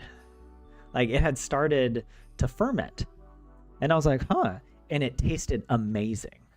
It was because it was still really sweet, but it kind of had like, it was like a SEMA, you know, it had like that mead quality to it. It was, yeah, a little treat in my fridge for me. A little home brew. Chocolatier and SEMA can be made at home. Chocolatier has no or low alcohol and is sometimes sold as a lunch drink. Tastes like beer. Your mom is making SEMA. Yeah, I've heard people say SEMA is non-alcoholic, but I thought, isn't the whole point of SEMA that it's fermented, right? That it does have some alcohol. I mean, it's very little compared to like even just a beer. It's less than that, but it still has some alcohol, right? Anyways, let me continue with this. I'm doing well with the news today. I mean, I did practice the words and some of the phrases this morning in my spreadsheet, but I didn't actually read the whole news line by line like this. And yeah, we're getting a little political science education here on how parliamentary politics occur in Finland. Kaikki ihmiset eivät tykkää hallituksen politiikasta. Silloin ihmiset äänestävät usein puoluetta, joka ei ole hallituksessa. What? It's sort of like all people do not like the government's policy? Or does it mean not all people like? It sounds weird in English to say all people do not like it. I mean, surely there's somebody. There's some Finnish person who's like, yeah, I'm happy with this. This is what I wanted. This is what I want. Everything the government did, I agree with. I support. It's like that meme of Dr. Phil, where he like shows, I don't know, a video or a picture of some guy and he looked really bad. And he's like, is this your man? And then she's like, that's my man. That's my man. And I'm going to stand by him. That's one of my favorites. That's my man and I'm going to stand by him.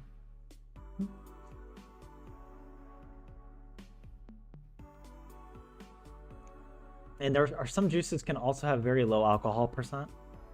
And there's completely alcohol-free SEMA. Like, I know that, yeah, you can make it alcohol-free after the fact, right? I mean, I don't actually know how that technically works, because, like, there's alcohol-free beer, but I just assume it's like they brew the beer, and then they remove the alcohol, right? In this context, JS, it means not all people, since it's kaikki eivät. Okay. That's interesting that I've never really learned this in Finnish, this construction. Because in English, we have not all people. Well, here's a question for you guys. How would you say, like because, okay, not everyone likes the government's policy versus everyone does not like the government policy. I guess you would say nobody likes the government policy. How would you say that? What's the word for nobody? Is there a word for nobody? Kukaan ei pidä. Okay. Yeah, there's a way to say it. I was trying to find a way that, look, Finnish can't express the subtle nuance that we can in English.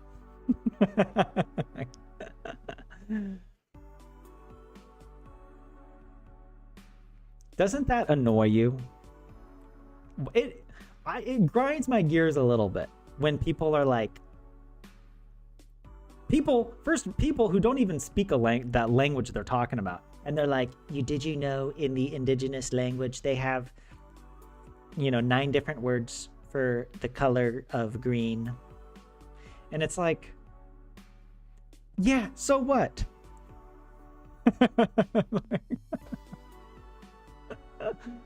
Is that supposed to impress me? I don't know. I guess it's like they're sort of like this. Their language is so superior, or like, I don't know. Silloin ihmiset äänestävät usein puoluetta, joka ei ole hallituksessa. Silloin means then. Ihmiset, people, vote often for a party which is not in the government coalition, right? People often vote for the opposition parties because they want change, right? They don't agree. They don't like the government's policy. Perussuomalaisten tappio. Hallituspuolue perussuomalaisille molemmat vaalit olivat tappio. I think I mean tappio. Does that mean defeat, right? The defeat of the Finns party. The Finns party is a hallituspuolue, meaning it's a government party, a party of the government coalition. They had a defeat. Both, I should say it this way: both elections, molemmat vaalit, were a defeat for the Finns party, because it's ille, it's for the party. Puolueen kannatus laski paljon. The support for the party, or the party's support decreased a lot. Laskea. But words for colors are interesting. The number of them is dependent on the culture and language. And yeah, I mean, I don't want to be like such a naysayer about the color example, or like there are all these different words for snow, when it's kind of like, I mean, we can express the same degree of variety in snow in English. We just use combinations of words. We don't have a single word, but what does that matter if it's slushy snow or like wet? I don't know, like there can be dry, powdery snow, and you can still express it in English. I guess colors are a bit trickier, because I think there has been some research where people actually do develop a better ability to distinguish between colors if they grow up speaking a language with words that help them to distinguish, like certain shades of green.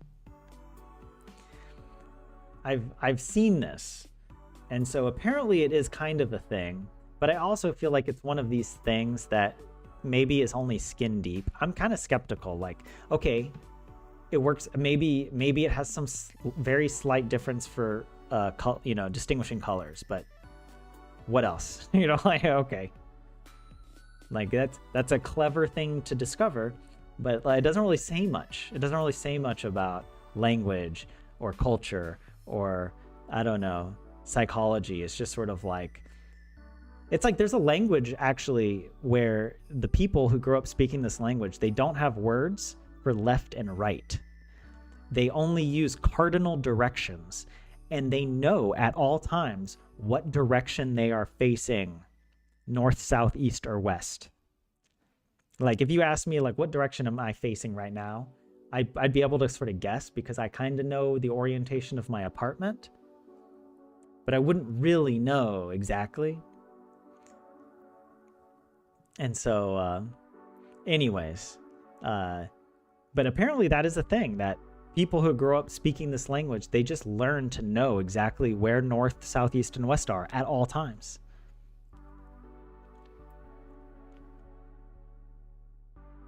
And it makes for an interesting conundrum, if I can call it that, where if you have a hotel full of identical rooms,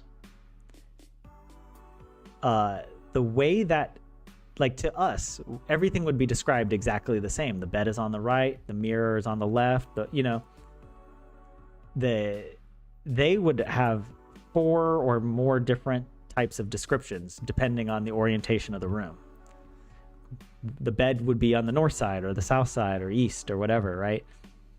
depending on which part of the building they were in.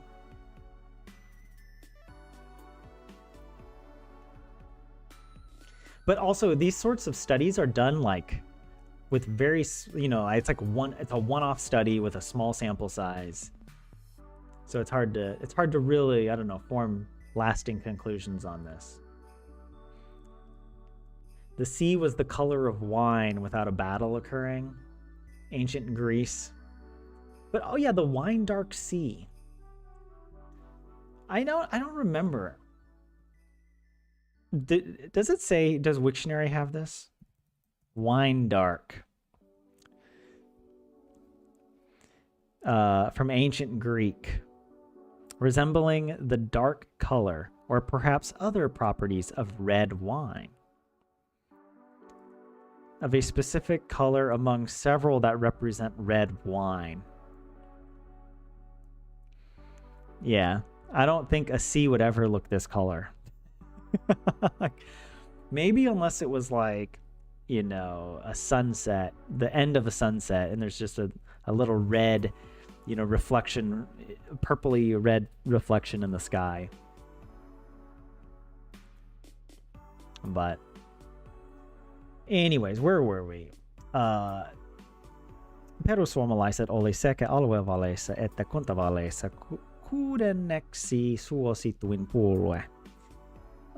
This is it's saying that they are the 6th most popular party in the elections.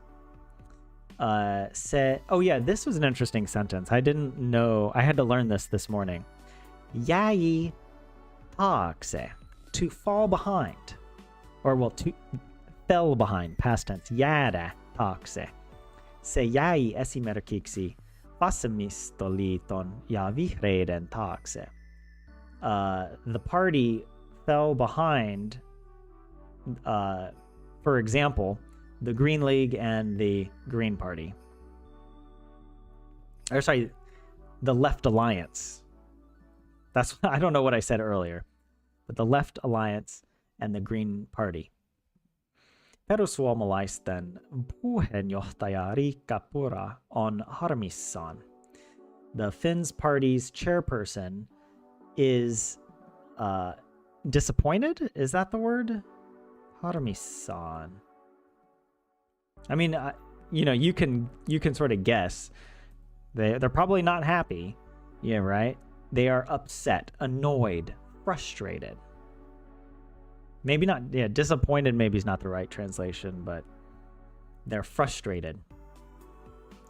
Politiikan tutkija Elina Kestilä-Kekkonen sanoi, että vaaleissa oli yksi selvä voittaja eli SDP ja yksi selvä häviäjä eli perussuomalaiset.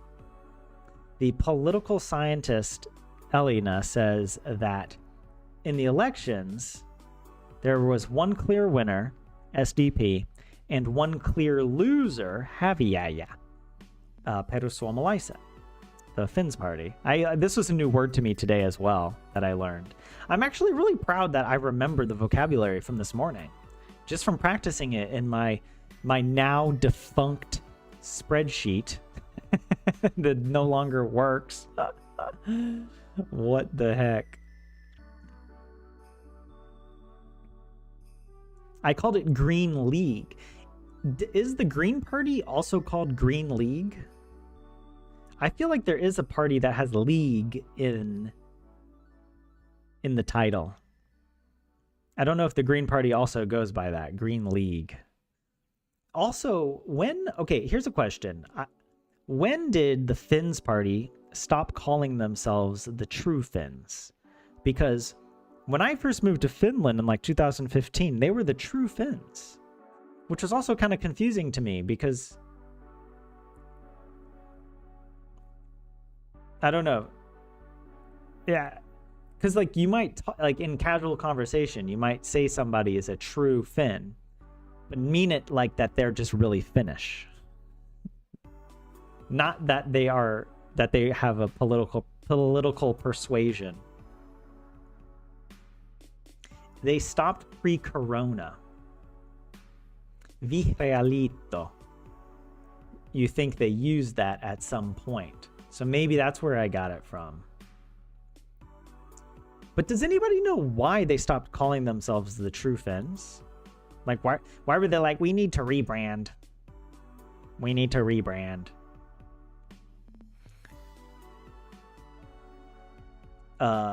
Perussuomalaiset would not call themselves anything in English. It's not Finnish. Well, then why did why did we English speakers change? Because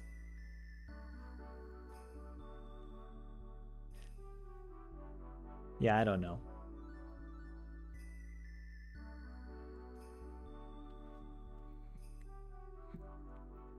I mean, it's True Finn is kind of like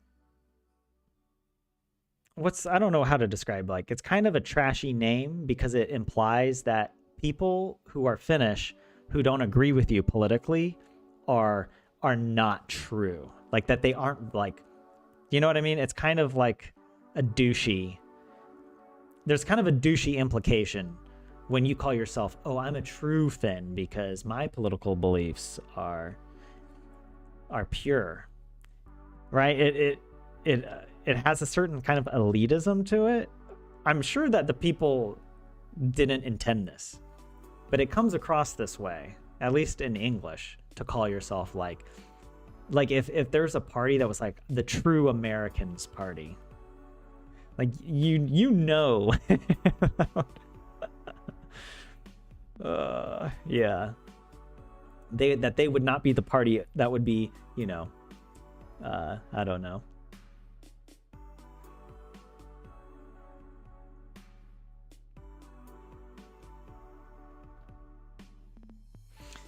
You're not Finnish enough, and yes, it was the intent. Okay.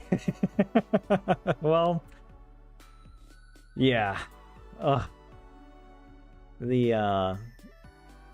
Yeah. You know, politics isn't known for being nice.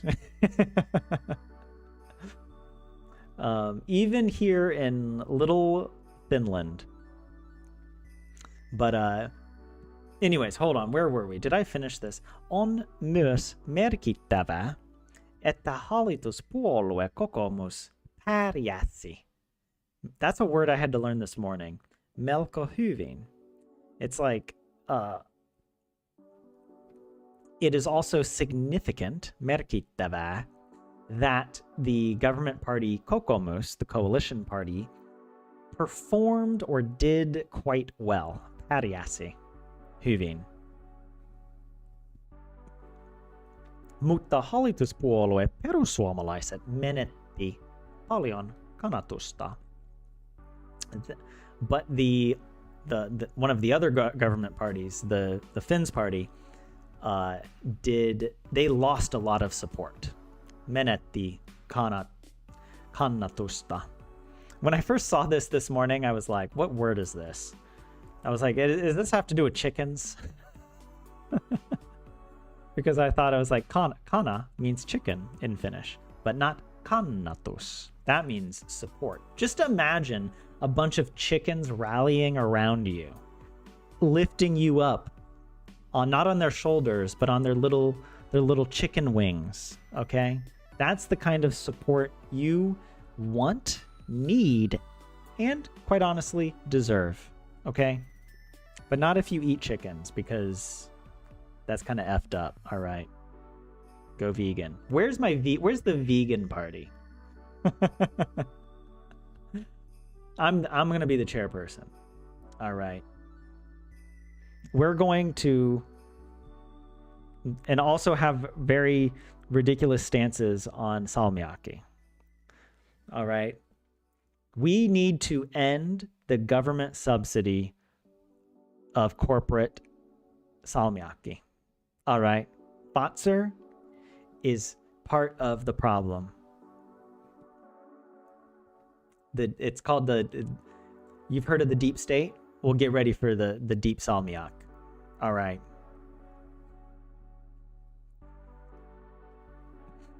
Kokoomus has very loyal voters.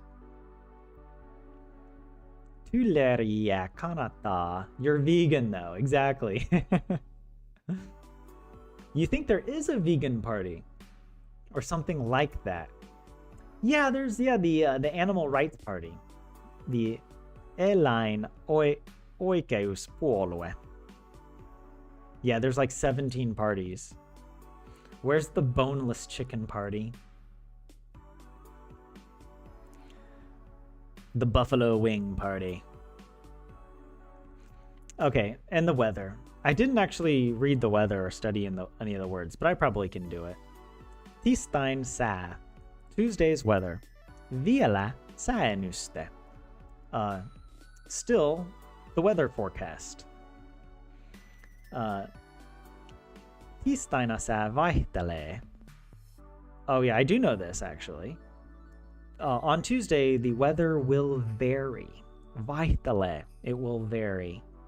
Lapissa voi sata. In Lapland, it can rain. Muualla on pouta ja aurinko paistaa. Elsewhere, or in other areas, it will be dry and the sun will shine. Pohjoisessa lämpötila on alle 5 astetta. Do you guys notice how I always hesitate before reading numbers? Because now I'm gun shy about messing it up and getting called out. And because I legitimately have to think about the numbers. And I'm like, it's a thing when you learn a foreign language that you all like remembering the months and the numbers can be really tricky, and you almost have to like pause and think and count. But yeah. Those who vote for the Finns party tend to only vote in parliament and presidential elections. The local elections don't seem to interest them as much. Yeah, I think, yeah, that was the case for the party. I don't think it's that, though. The people themselves totally changed their minds. They just didn't really care to vote as much. I don't know. Maybe I'm wrong in that. That's my impression, though. But it is also like I could sort of see it making sense because, you know, the Finns party, their platform is more like, we need to stop. We need to cut funding on a nation or government level. But when people vote locally and they realize, wait, if we vote to cut funding, that means we lose the schools, or we lose the libraries, or my parents no longer get the help that they need, and we have to pay for that, or I have to take off work. And suddenly you're adding it up and you're like, actually, it kind of makes sense if we pool our resources together and help each other out. I don't know if that's happening for people who, you know, maybe on a national level that's too removed, and they're sort of like, the big government is wasting our tax dollars, our hard-earned money, you know. But when it's on a local level, it's sort of like, well, actually, you know, do we really want to give up, you know, the things that we have in our community? It's different on a local level, I think, for people. But maybe that's, I don't know, maybe people just didn't vote. But yeah, it was 15.8 degrees Celsius when we went outside today, Lorelai. Yeah, it was really warm when I went out this morning as well. And yeah, that's true. The percent turnout of voters is much lower in these local elections. Wow, it could get up to 20 degrees tomorrow. Wow, I didn't notice that. Or is it in here? No. I'm on the last sentence, by the way. Let me read that really quick. Pohjoisessa lämpötila on alle 5 astetta, etelässä lämpötila voi olla yli 15 astetta. So yeah, in the north, the temperature is alle. That means below, right? Yeah, there's so many, I get so confused. It's below 5 degrees. In the south, the temperature could be over 15 degrees. Alle viisi astetta, sail for 5 degrees, yes. That's true. Also, one of their main points is about immigration, being against it, and it doesn't really matter in the local politics. Yeah. Yeah, a lot of the platform has to do more with the national issues at a national level. So I guess it kind of makes sense that the people who are more mobilized around those national issues don't feel as compelled to be involved on a local level where the stakes are about healthcare, social services, and how to run the schools. Alle. Double L. But yes, I'm gonna wrap up the stream here. This was perfect timing. How can look, I'm getting good at this. I'm getting good. And I mean, it does make a difference when I practice, in the morning, I practice my words here. You can see some of these words that I was doing. Haviaya. Olen haviaya.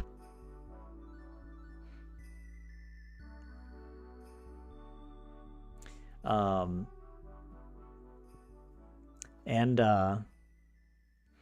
I'm glad that the words are kind of sticking. Like, I am really dedicated. And one thing I've been doing lately is I actually went through, I can show this briefly. I went through this document, and I'd be curious if any of you guys know if this is out of date. These are, because this is from 2011, I'm like, surely they've updated it since then, right? But I really want to pass this exam, because partly I would need to pass it if I want to apply for citizenship, which I could be eligible for at the end of this year. But also, more importantly, I want to take the exam for the reason that the exam exists as a requirement of citizenship, which is to feel like I'm more a member of society, that I can understand and interact in Finnish. And so anyways, I was going through it and looking at all of the topic categories. So you go into the exam and you get, you get tested on 4 different, is it here? Sort of subtests: listening, speaking, reading, and writing. And what the topics that you might be tested on cover all of these different categories, which is pretty interesting because it's like there's culture, there's like society, and it's there's 80 topics total. Like, these are the main categories. There's a list I'll show you here. And then there's communication purposes, the functions, right? Asking for information, expressing opinions, dealing with transactional activities, which is kind of an interesting concept. But I put it into a spreadsheet because that's what I do. Like, there's a personal identification of pets, so being able to talk about pets, or at least, because like you'll be given listening comprehension where someone might say they have a pet iguana or something, and then you might have to write an answer about like, what was the name of the pet iguana, or what pet did so and so have in that conversation, and you have to remember, though some of these made me laugh. I like that there's one about the library. I thought that was a problem. Like, I could talk about that, but it's also helpful because it's like, it's like, it's good to learn words about, the words for different types of books or, materials you could get from the library, or like the words for borrowing, like lainata. And I guess it's like, it's encouraging me. I'm like, I want to structure more of my practice around these topics and not just the news. Even though the news exposes me to so much vocabulary, that's really good. Also, I did find it funny here, this one. Oh yeah, here's the topic of music, the meaning of music. yeah, just be prepared in your beginner, intermediate ability to speak in the language to talk about something that you're probably not capable of talking about in your own native language. Like, what is? I didn't know that I needed to have taken a music theory class to explain a Hans Zimmer level understanding of chord progressions and harmony. What is the meaning of music?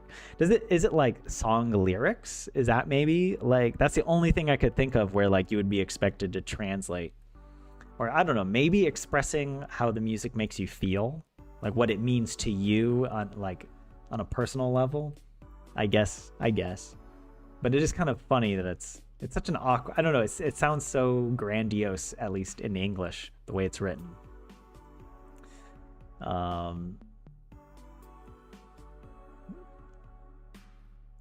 There's where were some other, actually in the functions there were some funny things here. What was all these, oh yeah, all the important emotions, right?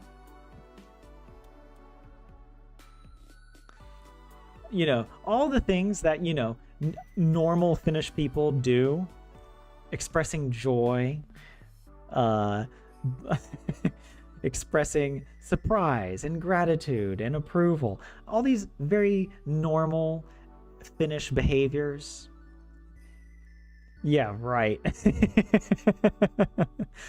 Also, I really like that the first thing that was listed under dealing with transactional activities is purchasing and dealing with public officials.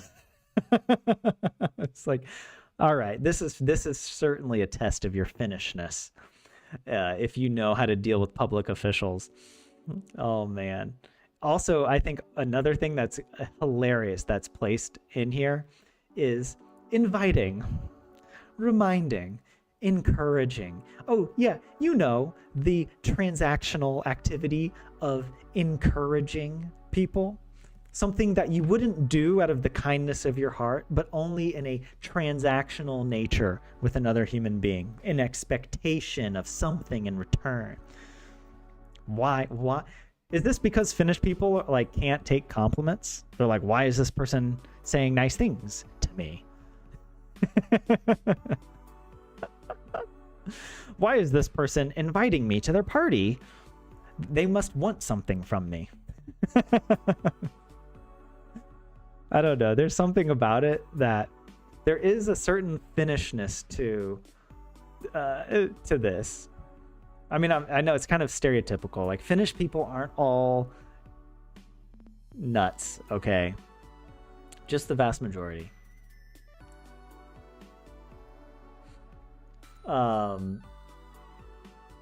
But yeah. The Selko was pretty easy today, true. But maybe, Lorelai, I just made it look easy. Maybe my ability is just getting so good that you don't even notice. It's like I've learned to juggle, and you just think, oh yeah, of course. He always knew how to juggle. Maybe that's it. But yeah, language proficiency requirements probably haven't changed that much in such a short time. And it's like practicing using these topics is still going to be useful, right? Like, I'm still going to learn a lot by doing like kind of, creating lessons around these topics and practicing. But I do want to know if they'd updated it. If there's a more up-to-date version.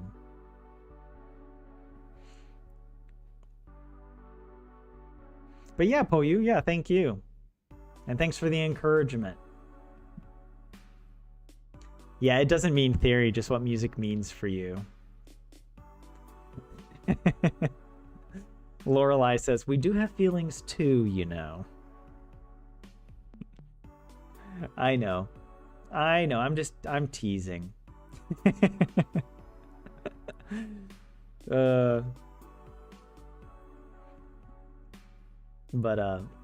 Yeah, being able to deal with public officials is important. I mean, it is true, like, though I will say that it's like one of the blessings, it's like a blessing and a curse of living in Finland as a English speaking foreigner, that public officials will help you in English. There are some things that you just can't get in English, like the tax. Your taxes, not possible. Tax officials will talk to you in English. And they will in a very Finnish way apologize on behalf of the tax authority that they cannot provide documents to you in English. The tax officials are so polite and nice. And they'll be like, yeah, I'm very sorry, you'll have to get it in either Finnish or Swedish. And you're like, all right, just, hit me with the strong stuff. Hit me with the Everclear of languages. That'll knock me out and make me go blind. What is a 180 proof Finnish language? That's what the Finnish language is like. It's like a shot of moonshine. American English is just like sipping on a Coors Light. Simple, doesn't demand much from you, but maybe doesn't reward you. Some languages might be fine wines. Finnish is a shot of Everclear. Straight to the soul.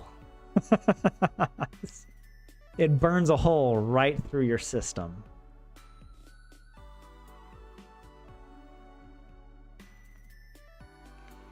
At least the tax system is so much easier here than in the US. For a normal person just goes to work, taxing usually is correct automatically. As an American, and it's funny you mentioned this, today is tax day in America. It is more difficult for me to navigate American taxes in my native language than to navigate taxes in the Finnish language. Partly, to be fair, it's because you don't really have to do much. Like, as you said, JS, the taxes are sort of like predetermined.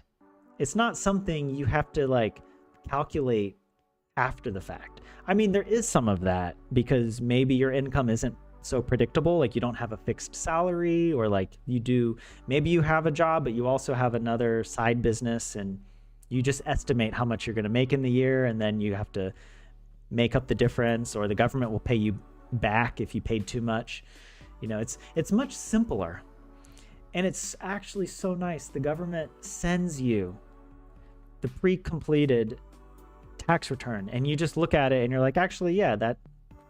And I don't know, there's just like, in America we have so many like deductions and loopholes. In Finland there are these deductions, but it's like much more of a difficult thing to claim. Like, it's not normal to claim lots of deductions, whereas in America it's like, how much can you get away with deducting, basically, And so as an American citizen, and we're at the end of stream, so I'm not going to go on forever about this. Even though I don't earn any money in America, I still have to file taxes. I mean, if I don't file the taxes, it's not like I'm going to get put in jail or anything. I mean, unless I was making money and I was avoiding taxes, then I would actually get in trouble. But like, not filing, you can sort of get in trouble because then it might be difficult to get certain things in America. I don't know. But regardless, I'm still filing my taxes, basically just to tell the government, here's what we have to file, like a foreign income exclusion. So I basically report whatever I make in Finland, and it doesn't get taxed in America because it's already taxed here in Finland, and there's a tax treaty between the two countries. I mean, between many countries. It's so annoying. It's so difficult. I can't access the online filing system unless I use a VPN. I have to use a VPN that puts my IP in America, because the free file electronic system doesn't allow you to access it outside of an American IP address. On top of that, I can't log in without an American phone number. So I have to ask my sister to use her phone number so that she gets a confirmation code that she tells me so I can log in. Also, just to add insult to injury, you have to create a new account in this electronic system every year. And it doesn't save anything from previous years. It doesn't and you have to remember certain details from your previous year's tax return. And if you forgot to save it or to make note of whatever your adjusted gross income was, or whatever the PIN code you used that previous year, you won't be able to submit this year's tax return without some other convoluted identification process. And believe me, it was a real pain. And also, because I'm abroad, I have to like file all sorts of extra forms. It's not like I can just do one simple. I have a Google document with notes on exactly what I do every year because it's so ridiculous. And it would take me like literally, it would honestly take me probably 10 hours if I had to figure out how to do it again every year. You know, so it ends up taking me probably like 4 hours total to file my taxes. Going through the documents, I have to re-enter all my information every single year. Like it's not like pre-saved because again, they don't keep your account.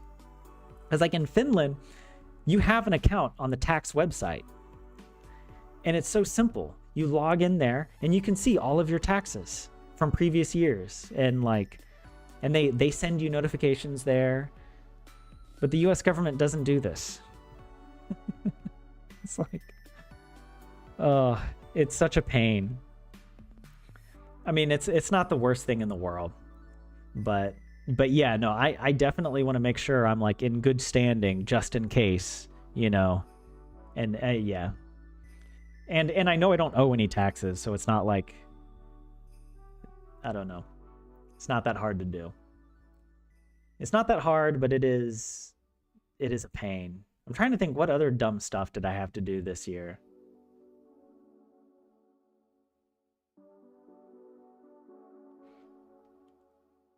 Yeah,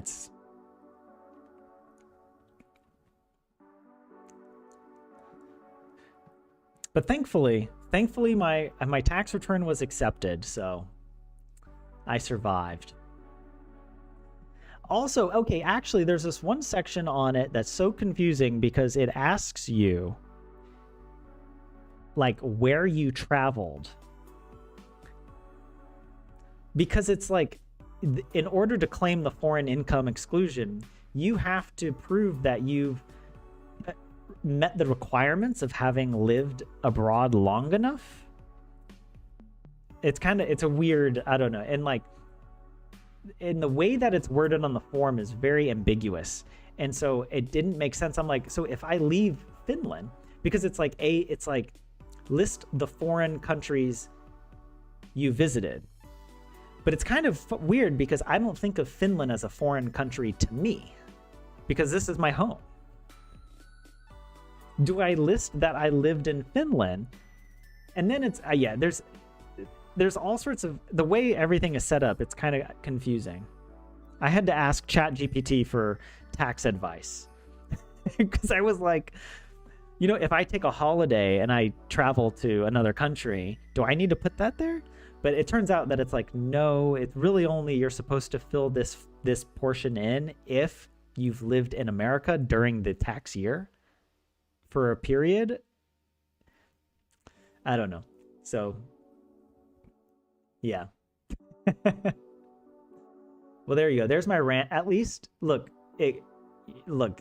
this is why I should keep the rants to Tolkien. If it's not a Tolkien rant, then it's American tax system rant. All right. And look, I'm just saying life could be worse, and I don't typically rant about that. Be thankful for the Tolkien rants is all I'm saying. Um, but yeah, Lorelei, yeah, thanks. Hope you have a good evening. And you listen to the Skeptic's Guide to the Galaxy, and one member is one of those who help others fill their forms, and he's very busy this time of year. Yeah, tax season is super busy for accountants, tax accountants.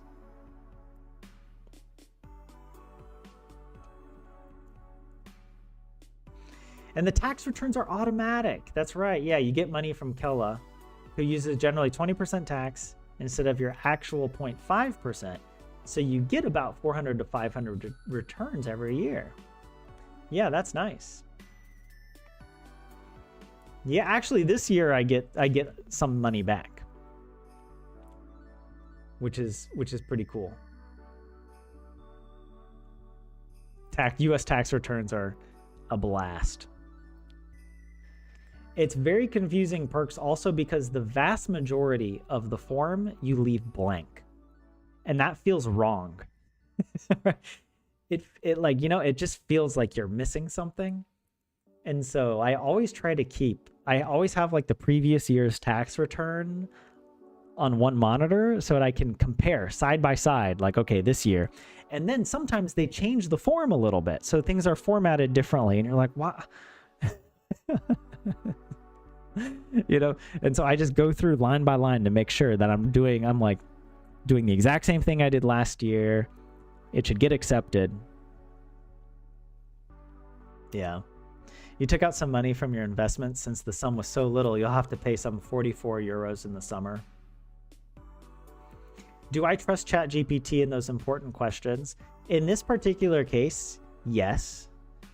Partly because I didn't have a better answer anywhere, regardless. Like, Googling didn't give me an answer.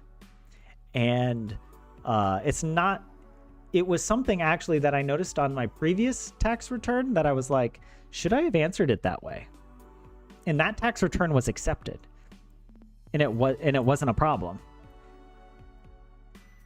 And then I was like, oh, actually, it doesn't make sense to put like your holiday trips. Like, I kind of see now that a better interpretation is only to list countries if you're trying to calculate the number of days that you lived in the US versus abroad, which does it like if you live abroad and you take a holiday abroad, you're still abroad. You don't need to list that trip as part of the calculation, but I didn't understand that from the original tax document, the way the instructions were worded. And so ChatGPT made a good argument, and I was like, okay, yeah. And my return was accepted. So apparently you can make mistakes on your return and they still accept it because they're like, whatever. It's like that. Yeah.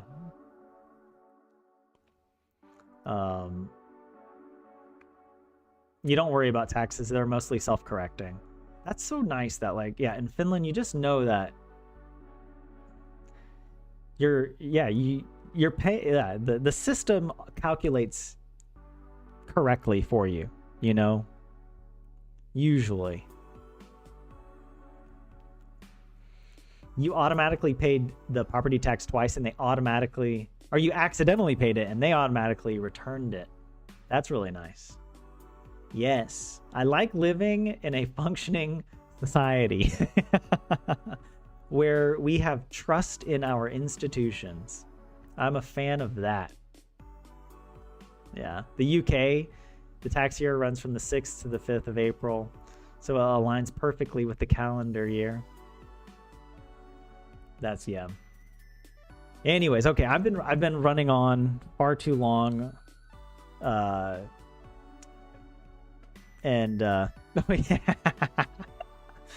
Oh my god, acting according to social norms and customs.